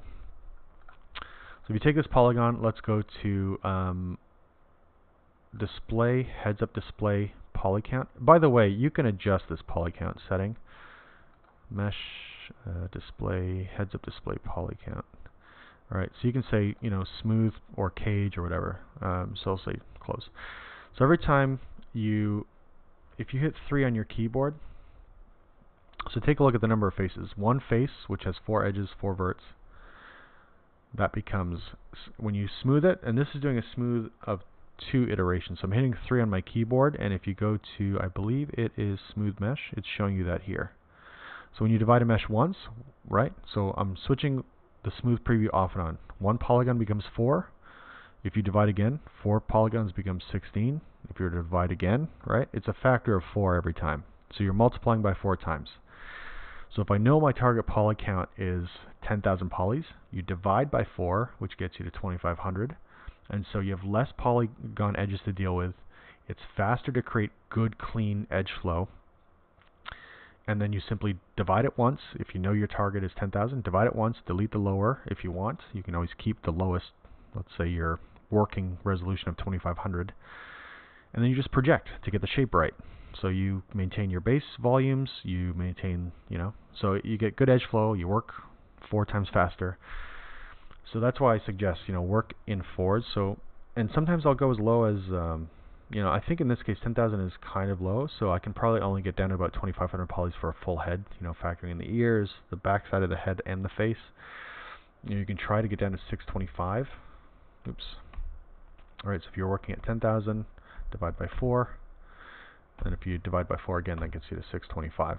Again, that would be really, really difficult, I think. It could be done, but I feel like that might actually wind up resulting in more work. So 2,500 polys would be probably a good target range to get to. Let me just check in on chat, see if there's any questions. No questions. Okay. So,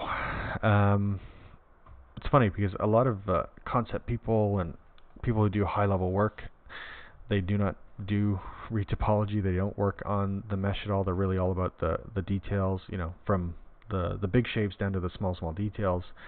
And I think that's kind of wise too. There's some people that, you don't want to waste their time doing this kind of work, but I do think there's something interesting about learning how to do this and having that toolkit. Especially as a young artist, I think it's good to know about the production and how it affects things down the line. So I'm going to start at either 10, maybe even 20,000. 20,000 polys. I'll leave adapt on, and I'm going to keep groups on, of course. And then we'll Zremesh.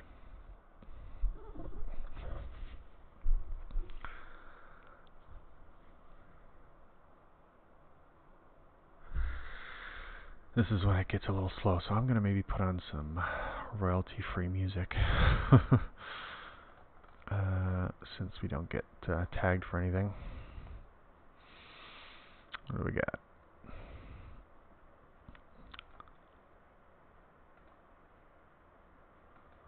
Alright, so let that thing spit it out. Alright, that's not terrible. So we're at, actually, again, it's over 20,000 polys here. So again, I can now go in half. If I go in half, remember, I'll get from 38 to roughly 20 to 10. And then maybe 10, right? I can keep going in half to get down to even 25. There are some limitations to this. I think Zremesher tends to break down at certain resolutions. Let's see, Zremesh. And it can get a little, like I said, a little messy and a little weird around the mouth. So sometimes you will have to kind of make some compromises or make some changes and adjustments, or do manual editing, let's say. Zremesh again, so I'm down to 11,000. So again, this isn't, the mouth area isn't the best, but I could always delete that and clean it up. I'm getting some weird stuff in the corners here, right? There's a little broken group. I can go to Polygroups and say merge stray groups. And again, if I need to refocus the Zremesher, you can always re-add guides. So I can go back to, where are my guides here? Zremesh guides. So I could say, what, I really want to get those circular loops back and around the mouth. And I like to keep them equidistant or equally spaced to what should be basically the lip line. And there's nothing to say you can't work at 10,000 polys. So if I'm trying to get to 10,000, then I might keep it roughly the same poly count. But I'll just Zremesh one more time. And again, I like to have radiating loops outside. So I will, again, refocus this with the Zremesh guides. I'm at about 7,200, which is also probably okay for me as well. So I will just turn this off and say, let's keep it the same. Turn off Adapt, Zremesh. So now we get better radiating loops. Again, the mouth is an area that needs fixing. And I'll show you guys some tricks for that. Actually, the nose is really collapsing too. So let me undo a little bit and just maybe throw in some loops there. So, Zremesh, is it a perfect system? Absolutely not. But can it get you 80 to 95% of the way there in a handful of minutes? It absolutely can. So I'm going to talk about a couple of other methods. One other method in Zbrush. Technically, there's 2 other methods to create topology for a base mesh. So here, let's just quickly do that. Again, if you need to, you can kind of tidy up some of the loops. Looks like there's some weird So yeah, I'll just draw a cleaner loop in along here as well. And yeah, I'll try half again and maybe keep adapt on this time. A little better, you know, there can be some little train wreck situations. So I'll keep the poly count the same and then Zremesh one more time. You know, this can be a really challenging area, so I may also isolate just those two groups as well. So I'll just make that one group for now and do the same because I really want to get better loops coming out of there.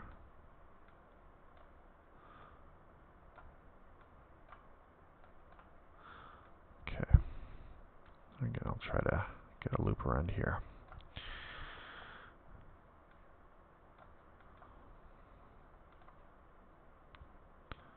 Yeah, that's quite possibly worse.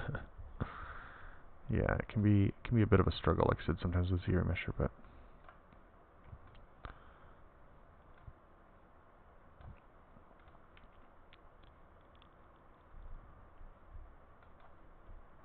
let's try one more time there.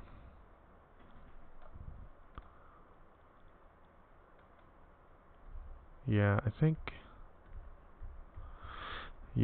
it's, like I said, it really tends to break down once you go below 10,000. So maybe I'll turn adapt back on and see what we get. Yeah, it's a little cleaner. So again, if you're struggling with that, if it's not working out well, there's another method I'll show you guys. So I'm going to delete that head, and then what you can also do, let's just hit Shift F for a second here. Oh, can you Zremesh only one polygroup in a subtool? Sure. Yeah, absolutely. Well, I deleted that. Here, let me just duplicate this. So if you are having like a problem area, that's actually not a bad way to do it. You would basically split the group. So keep groups. I'll just keep on adapt. Again, you know, sometimes I find there isn't always a magic recipe to this, but sometimes literally just setting the poly count, turning on or off adapt and keep groups without any curves can just kind of get you there right away. I do find though, like if you're using groups, generally speaking, I tend to use groups on their own or curves on their own, the Zremesh guides on their own. I don't often mix the two. So you see the results. I got down to 11,000 polys and it didn't do too bad right off the bat. Again, I don't like when the loops kind of go... Again, this is a preference. I'm not saying it absolutely has to be this way, but I usually like my loops to kind of flow out from here. So I'd have like, you know, a loop, and then two more like this, right? So square corners is what I often like in the corners of the eyes. And then you see these stray groups, right? So, oops, let me go to Polygroups and do merge stray groups. There we go. So you could say, okay, let's keep the same Zremesh. See how that turns out.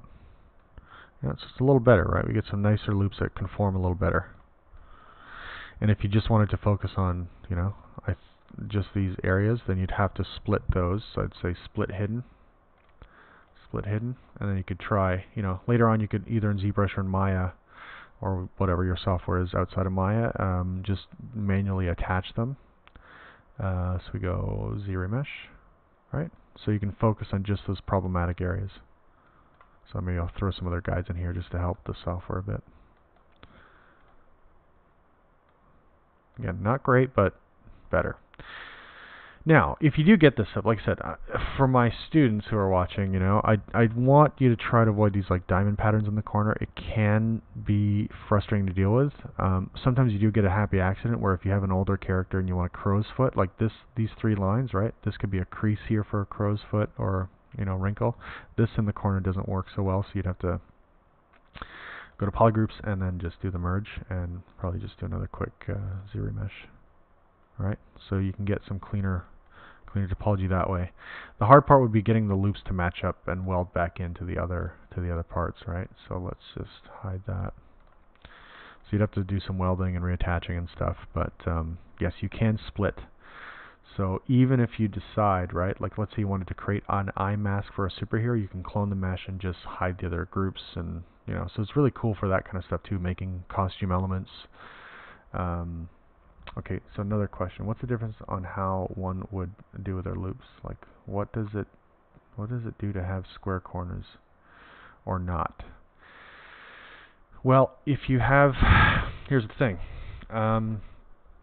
right? If you don't have those square corners, so let's say we look in here, it's just a mess. So if I want to, let's say, grab a loop all the way around the mouth, you see, because of, you know, how the topology breaks down here, you can't get clean selections around the whole upper and lower lip. So that actually makes it difficult to work with. So what I would suggest, what I usually do, especially around the lip area, I'll just, if you were to fix, excuse me, if you were to fix this in Maya, for example, I'll just take that head over to Maya for now. I don't know if it sent. Did it send? Here, I'll just close Maya. Yeah, I find Zremesh, I don't know if it's my setup or not, but it can be a little quirky. It doesn't always send when it should. Yeah, when you just have messier mesh, you have less control. So it's more difficult to select areas of the face. It's more difficult to get it to bend and fold properly. So you want to make sure that both the anatomy flows around the anatomical shapes that should be there, even in a cartoony character. But also that you can quickly grab a loop and say, oh, I need to put a wrinkle here, a fold here, a crease there. And so having those loops kind of radiate out from the opening of the eye or radiate out from the opening of the mouth, and circular loops that roll around the mouth is very, very helpful. So that's kind of why. For production, generally speaking, you want to follow the anatomy. I'm not sure if did my Zremesh break already? Or Goz, I should say. Yeah, it should be opening. Yeah, so that's why, you know, you want to try and avoid that kind of weird, messy stuff. So when I see those assignments, if you have kind of like, you know, if you don't have cleaner mesh coming out from around the eyes and it gets more like diamond shaped as it comes out from the corners, usually that's where it happens, I find, in Zremesh, then you're going to have some problems with me. So what I often do, so again, the lip line is very important. You need that lip line to follow. So if you're kind of working inside of Maya, what I often do is work on the mesh. Yeah, I think that would be the lower lip line edge. So if you're manually cutting something from a Zremesh, then you could, in theory, this is my cheap fix. You know, I'd fix some of these loops that feed into the mouth here. So you could do this with multi-cut if you want. Multi-cut from here to here. Okay. Clean up these edges a bit. Let's do collapse edge to center. Let's take that out for now. And then multi-cut. So this is, again, this part is a bit longer than, you know, just some of the other methods I'll show you, but this is kind of a method I still sort of use, but for me that's also changing a bit. So I usually like to have these loops, you know, again, it's going triangular here. I usually like to kind of connect them somehow. So, but just to show you, you know, once you get a clean open loop around the mouth, what I do, shift scale in, right? And then I begin to form the shape of the lips. The corners, so this was talking about a little bit earlier, the corners of the mouth actually tend to tuck and fold in. So they actually tend to move inwards into the mouth. And then you'd kind of do your lip shaping. So it gives you nice clean loops. It's a clean way to kind of get the loops to terminate properly. You know, I usually have one loop that sort of defines the thickness, and then shift scale in. And I would usually just do a vertical scale, and then just tuck that back and in. So we start to form the mouth, you know, kind of mouth region. There's a lot of loops in here too, so I usually don't like working at this res. But and then eventually for the mouth cavity, again, this needs a bit of tweaking, so I would you know, move these corners in. I should be doing this in symmetry too, but I'm just going to show you guys quickly. So you literally shift, move in, oops, shift, move back and in. I will scale them flat, and then I generally like to find one loop.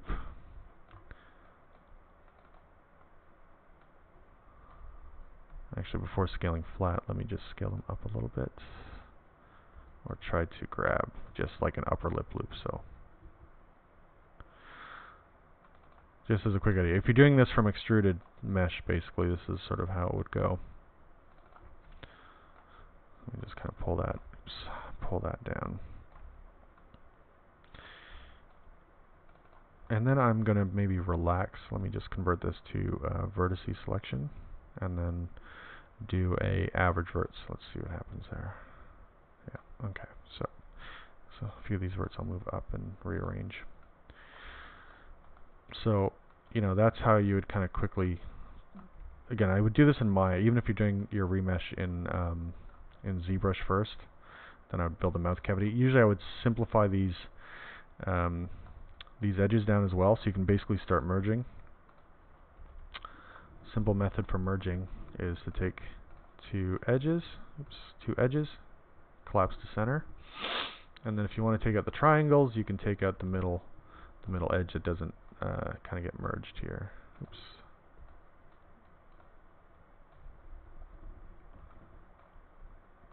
There, merge to center. Okay, there. That's a little weird. There's some weird mesh stuff going on there, but yeah. So the idea here, I'll do it from this end, so hopefully it'll be a little bit more stable. So merge, collapse to center, right, and then you just take out the middle edge. So you can maintain kind of quads that way. I mean, it's not entirely essential, but especially on the interior of a mouth, but you'll get, you know, better, more predictable smoothing results. And then you can send this thing back over, right? And you can go Z, send it back. And so what you do, in this case, let's just turn on the visibility for only these two tools. I'll go to transparency. So if you're trying to, let's say, line things up for projection and stuff like that, then what I would do is take the move brush and say, oh, you know what, the lips need to be kind of nudged in. The lower lip needs to be pulled out. So adjust that.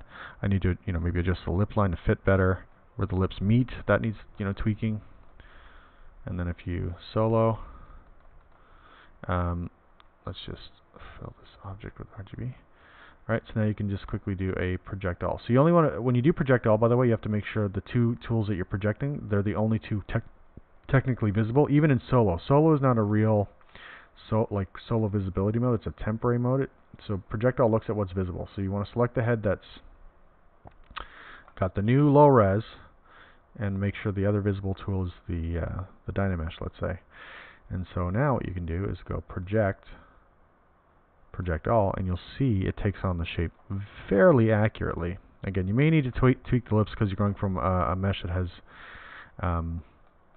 you know, some open and close, and to an area that maybe has none. And you can also mask or hide those areas if you need to prevent some weird issues from happening. But if you divide this mesh, Zbrush crashed. You know, you can divide that new mesh with the new topology and everything, right? This cleaner mesh you can divide a few times and project to get all the detail over from the old Dynamesh to the new clean mesh, okay? So, let's see, what are we doing? Now, I'm going to show you two other methods kind of quickly in Zbrush. Actually, I'm going to just show you guys one. There's an old method that uses Z-spheres, but I find that doesn't work great.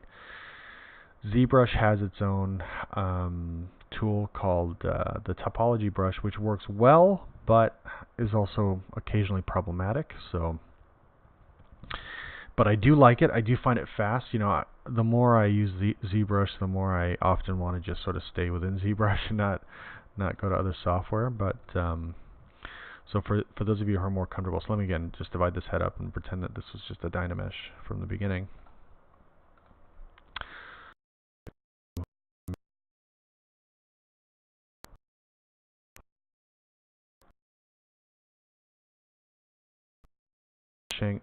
Things are so much faster in this version of Zbrush. It's great. So if you don't necessarily want to go through the whole poly grouping and stuff, you can kind of draw out the topology to start. And again, this works not only for creating a new clean mesh, but and let me just solo this. It works for creating things like little costume elements. So what you basically do is you have a curve brush. It draws strokes. And again, if you need to extend a curve, you go to the end point and drag out. So this is I'm doing this in symmetry. let's say I drag across the lip line. We know we want it to flow there. And then we go, let's say, from the chin. So you can look at, examples that exist online, and we can sort of start to draw our topology this way. So I will sketch it out like so, and then as soon as you get 4 lines crossing each other, you will get square mesh. So again, I often like to follow the lip line as closely as I can, and follow these loops, right? And it actually creates for you a topology. Again, this would wind up probably giving you mesh that's close to the 600-700 poly range, as I was mentioning earlier. And then you could divide it twice and project. Now, how do you clean up these lines? If you have excess lines, you can Alt click and drag off of them, and it clears the excess lines, and then you draw again new lines to extend out. So then you start to figure out the rest, and then drag across. Okay. So again, it's not important necessarily to get even the nostril opening ready. You can kind of prep that later on if you want. If you don't like certain lines or where they're positioned, you can Alt cut across specific lines to help with that. So there we go. So we can keep kind of drawing in that fashion. It can, like I say, get a little quirky, a little buggy at times, but I find this really, really useful. It's a very powerful technique. Alt, click and drag across again to clear. So again, so you get the exact kind of topology that you want. I think that's one of the great things. One of the difficult things is that there is a snapping function that can snap things sort of too close together, so it can be a little challenging in that sense. Like it may snap where you don't kind of want it to, so you have to be careful when you're drawing how it may snap stuff together. So that, like I said, that can be a bit of a challenge. And I think this is something else I'm not exactly clear on. I think it might be under modifiers. You can change the snapping as well, so you can kind of turn it off. I'm not sure if that's actually turning it off. A higher value of snap will snap the... Oh, there's a spelling mistake there. Higher value of snap the curve closer to the surface. And then there's the distance. Controls the radius at which your cursor will jump to the nearest curve point. So increasing this value will increase the distance. So you may want to drop that down very, very low, right? So let me undo, and maybe I can get even closer without it snapping. So that's actually helpful. By the way, larger draw size, it gives you kind of a chunkier stroke. Smaller draw size makes it a little bit finer. So again, if you really want to follow, let's say, the upper eyelid crease, I'll trace along here, for example. And then let's say we go kind of around the eye socket, kind of the bony region. It's really gross. We'll fix that in a second, but as you start to kind of draw out, you'll see it actually take on the shape. So again, I like to mimic or mirror my poly count, and again, I like spacing to be roughly equal as much as possible. So if I can keep things kind of equally spaced, that's helpful. Again, sometimes you get this too. You see there's like a weird kind of cross. Sorry, dog is going nuts. If you have a kind of a broken line where there's more than 4 lines, basically, you can Alt click it and drag across a little section,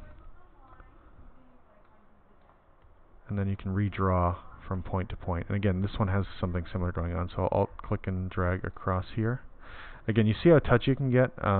It's not a perfect system, but it is pretty decent despite some of its kind of faults. I think that's one thing they... oh, snapping is kind of going off again. It's one thing that probably could use some work, like I said, in Zbrush, is this kind of brush system. Yeah, let's do that, I guess, for now. And sometimes, like I said, I'll try to redraw, and if it's still kind of breaking on me, then I'll maybe leave the gap and come back to it for another pass, maybe in Maya later on.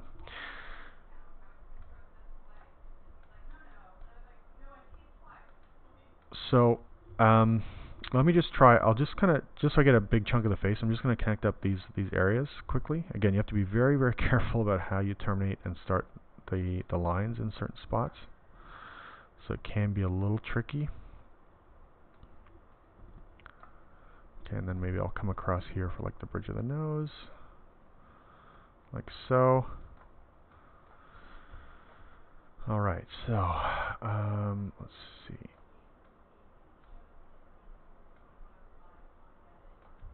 Okay, one sec. So I'll try to get that line through there. Right, so we get a basic sort of shape happening. Remember what I said earlier? Oftentimes I'll kind of leave a void in the nose, so you can kind of like run. Oops, let's just make sure. I won't do the full face just because we're, for time's sake, but this is basically what happens. This is what I was saying about terminating things into a void like this. And I'll probably even have one across here. And then we can just kind of draw a circular looping, because we can extrude this in later on in Maya or something, right? So again, I want to make sure these lines come across properly. A center line can often be a little bit tricky as well. It can be a little goofy the way it handles things. So again, maybe I'll redraw that line. Let's see, maybe from here. Yeah. You see there's a gap too, so sometimes, again, you may have to kind of rework and massage it a bit. Also, turning off perspective can be a bit helpful, just to try to make sure you get a nice straighter line there. As you can see, not always easy with a mouse. Okay, so let's see, I will come across. There we go. So that's starting to work a little better now. Alt, click and drag there, and then again I'm going to just try to connect in like so. And let's maybe drag that down and then drag this across there. There. So, again, it takes a little finessing sometimes with this system. And I'll show you how you get this out. So let's just kind of Alt click and drag to clear the excess lines that are there, and I'll kind of cut the ones that are not sort of working. So Alt click and drag to kind of clean up the excess lines. If you click, so your brush size actually determines what the mesh will be like. So if I have a large brush size and click, you see that depth of that size? It's kind of tracking the depth of the brush. So if you want a nice thin single-sided mesh, you go down to a draw size of 1 and you click off of this area. And what happens is it leaves behind. So let me just check chat for a second. For topology brush, can you move the points? That's a good question. I'm not 100% sure on that either, actually. I think there's a way to do it, but I don't know how. A lot of times I want to just redrawing, and I'll show you how you can move it after you've made the mesh. Anyways, I'll redo that so you guys can see. So again, if you have a large draw size, it gives you a thickness. If you set the draw size down to 1 and click off the model, it basically keeps the mesh there floating. And what you can basically do with that is go to Split, Unmask Points. So now you've got your floating mesh, right? By the way, in symmetry, it'll create a crease line down the middle. So to uncrease, you simply need to go to Geometry and go to Crease and say Uncrease All. There. Now, what's good about this is that now you've got the two meshes, right? So again, if you ever needed like a piece of armor or something, the topology brush is really interesting for that, or clothing or something like that, costume elements. But in this case, if I did the full face, what I would do that at this point is, let me go to solo so you can see this, right? And again, I can clean up the corners and stuff with a little bit of poly editing in Maya or inside of Zbrush if I wanted. You can also use the move brush, right, to move stuff after. So this is what I was talking about, moving, changing positions after. I'll show you another option for this inside of another editing tool inside Zbrush. But check this out. If we go to, again, making sure the eyes and other stuff are not visible, make sure this piece is visible. Go to Project, Project All, Control D to divide, Project All, Control D to divide, Project All. If the distances are not quite matching, sometimes you can increase the distance slider a bit and it'll catch it, or what you may have to do is smooth, or maybe get out of solo mode and maybe go to transparency mode and say, okay, what's kind of missing here? Do I need to move this closer and smooth it? And then, do I need to project? So Project All, right? Control D, divide, project. So you don't lose anything. Something else I should mention, you see how the lines are not quite fitting the lip line here? So I would go down to the low res, turn off solo. Maybe, yeah, let's see. Sometimes solo it's hard to see as well, but I want those lip lines often to track like one-to-one almost. So we'll just really try to make sure that follows and project all. Because generally speaking, for me, I like those lip lines to track each other. So there's a little bit of massaging and adjusting that needs to happen. So this is what I was saying earlier, right? You don't want there to be like a diamond shape across an edge because it can smooth weirdly. It can give you weird results. Now we'll just do another project all. All right, so if we solo, you see now how those lines really follow the mouth very, kind of correctly and properly. So I'm just massaging this stuff and then doing project all. So it's a really great way to work. And then again, I'll go up in divisions, project all. Divide maybe a couple more times to get really high res, project all. And then we should get nice, subtle detail from one version to the next. So you've lost nothing. The great thing about this is that even if this character, let me just go into RGB, fill this thing, whatever, it's a really bad color. Let's do all sorts of crazy stuff, right? Throw some color down, and if you go to project all, it will ask you, do you want to transfer the Polypaint? Yes, I do. So it projects not only sculpting information, but color. So you're never losing anything from one generation or one version of the model to the next. Okay? So, yeah, I mean, it's a really great kind of option. And again, you can extend stuff out. Now, Maya has a comparable feature, and I think it's probably a little bit better. I personally don't use it that much. I usually do kind of a combination of this method and the previous one, where I kind of build the basics and then I extrude out in Maya and kind of fix things up by some using some cutting and extruding and collapsing and stuff like that. But I'll show you the other method. So let's take this model. Let me just cancel that. I'll go back a couple steps here.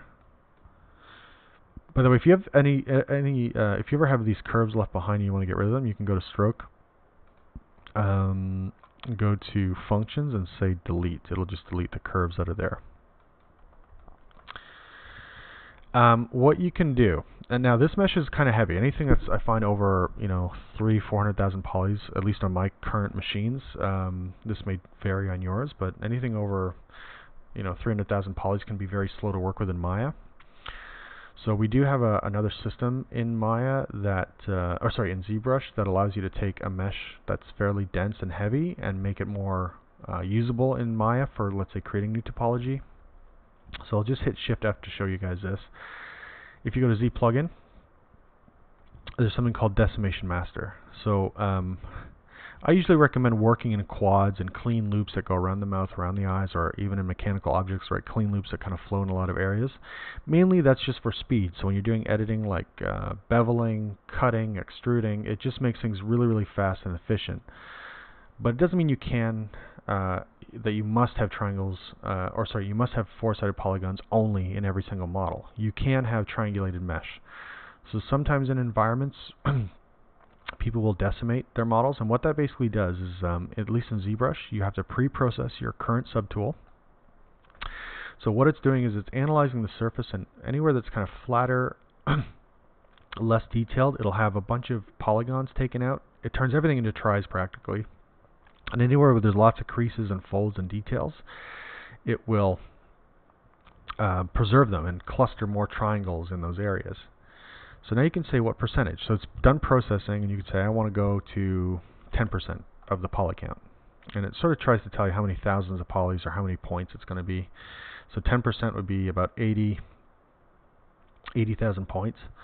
And so you can say, well, let's decimate current. If you do this more than once, you will want to go and delete the cache, which is the temporary files that it creates. So once I do decimate current, you see how it strips it out. But it should look almost indistinguishable from the original, from 83,000 undo to 836,000. So this should keep things nice and light for you to send it to Maya to do a retopology if that's where you want to do it. So, I'm going to show you very quickly the system in Maya, and again, I don't use it as much, but all the shortcuts that you need are kind of inside of the software. So, this is nice and light. Now, sometimes this system as well I use for 3D printing because certain printers can only handle file sizes of a certain size. It can't handle heavy, high, I think a mesh of like 8 or 10 million polys can easily be something like a gig or two in size once you put it through 3D printing software. So decimating is often extremely useful for kind of 3D printing prep as well as this sort of stuff. So what I'll do is I'll Goz this over to Maya. Let this thing launch in a second. Just make a new scene.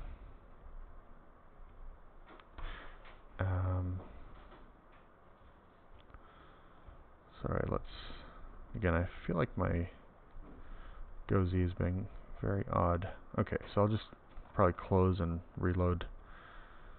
Let Goz reload Maya. Sometimes I find what you have to do, like when you install Zbrush or if you install Maya, you have to sort of set it to run as an administrator, which you can do just by right-clicking on the application. So that can help, ensure that you don't have any weird quirks sometimes. Okay, so soft twisted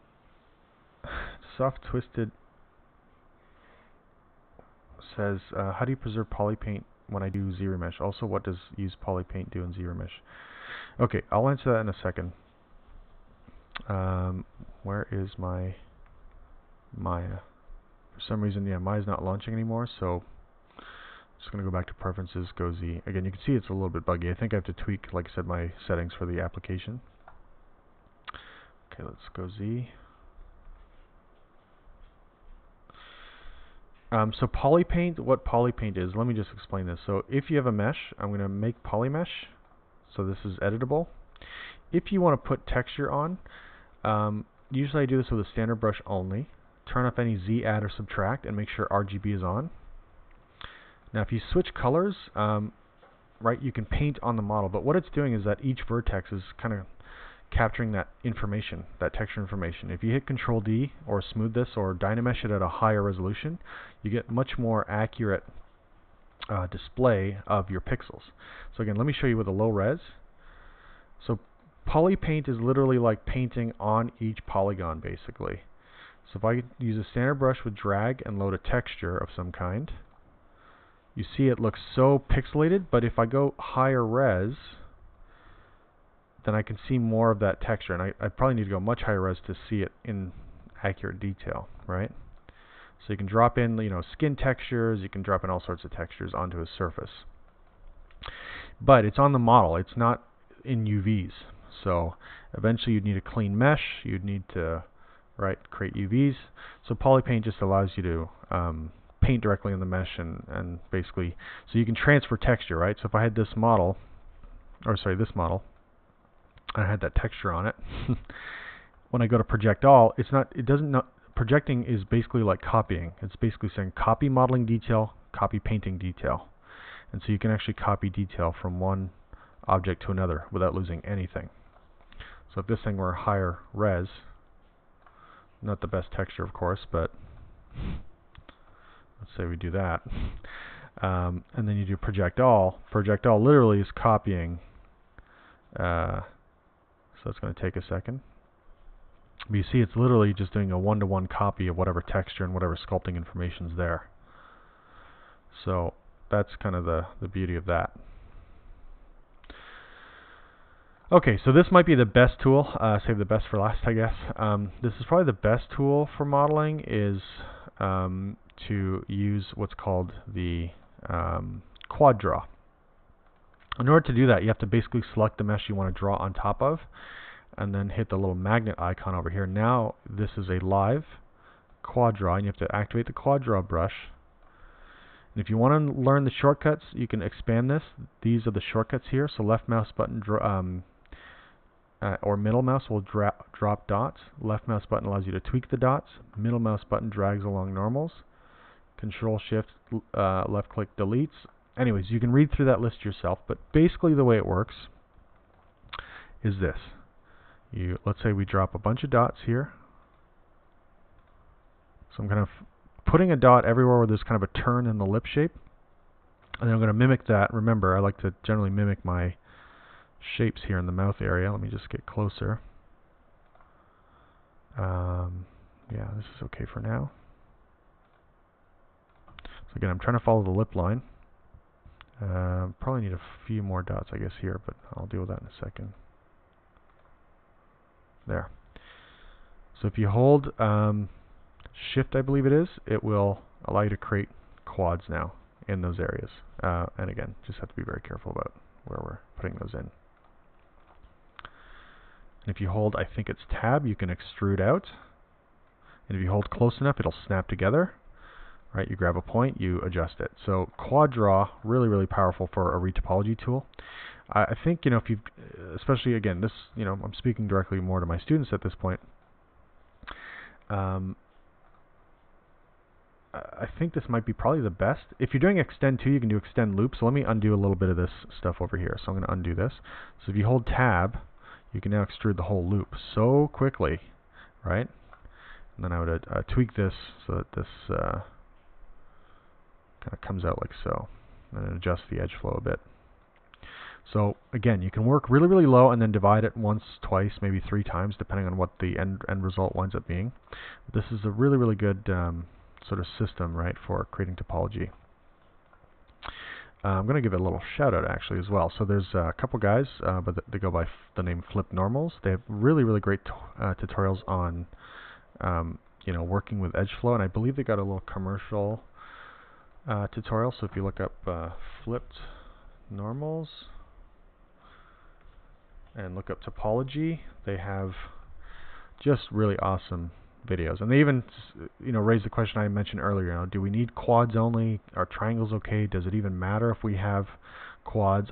For me personally, and I will say this now, so again, this is a good video to start with, retopology for beginners in Maya, and then there's the head and the body. Even though it's a creature, it still is close to a typical human biped. But these are all really, really useful videos. So, like I said, this should kind of definitely get you started. I believe this works with symmetry as well. I should have probably started with symmetry, but oops. Yeah, I'm not so sure about that. But you can always just mirror things over as well if you're working kind of on half the head. So I think that's about it for today. If anybody has any questions at the end here. Any more questions? Let's see. If not, then I think that's probably good for the stream today. I didn't want to recording it on my system, but I'll see if I could probably download a copy from Twitch and then probably post it on YouTube, so anybody who wants to watch the replay can. I think the replay stays up for like 5 or 6 weeks on here. So, oh yeah, I should mention as well, I think, what is it, Shift? No, Shift. Yeah, Control, by the way, will kind of drop in extra loops if you need to. Should turn off this symmetry, it's being weird. So if you want extra loops, and you see it actually conforms to the surface, I believe Shift will help you relax. If you want to average the distances out a little bit better, that can be really, really useful. So anyways, those are just a few kind of really nice options available within Maya and the Quad Draw setup. It's really, really great.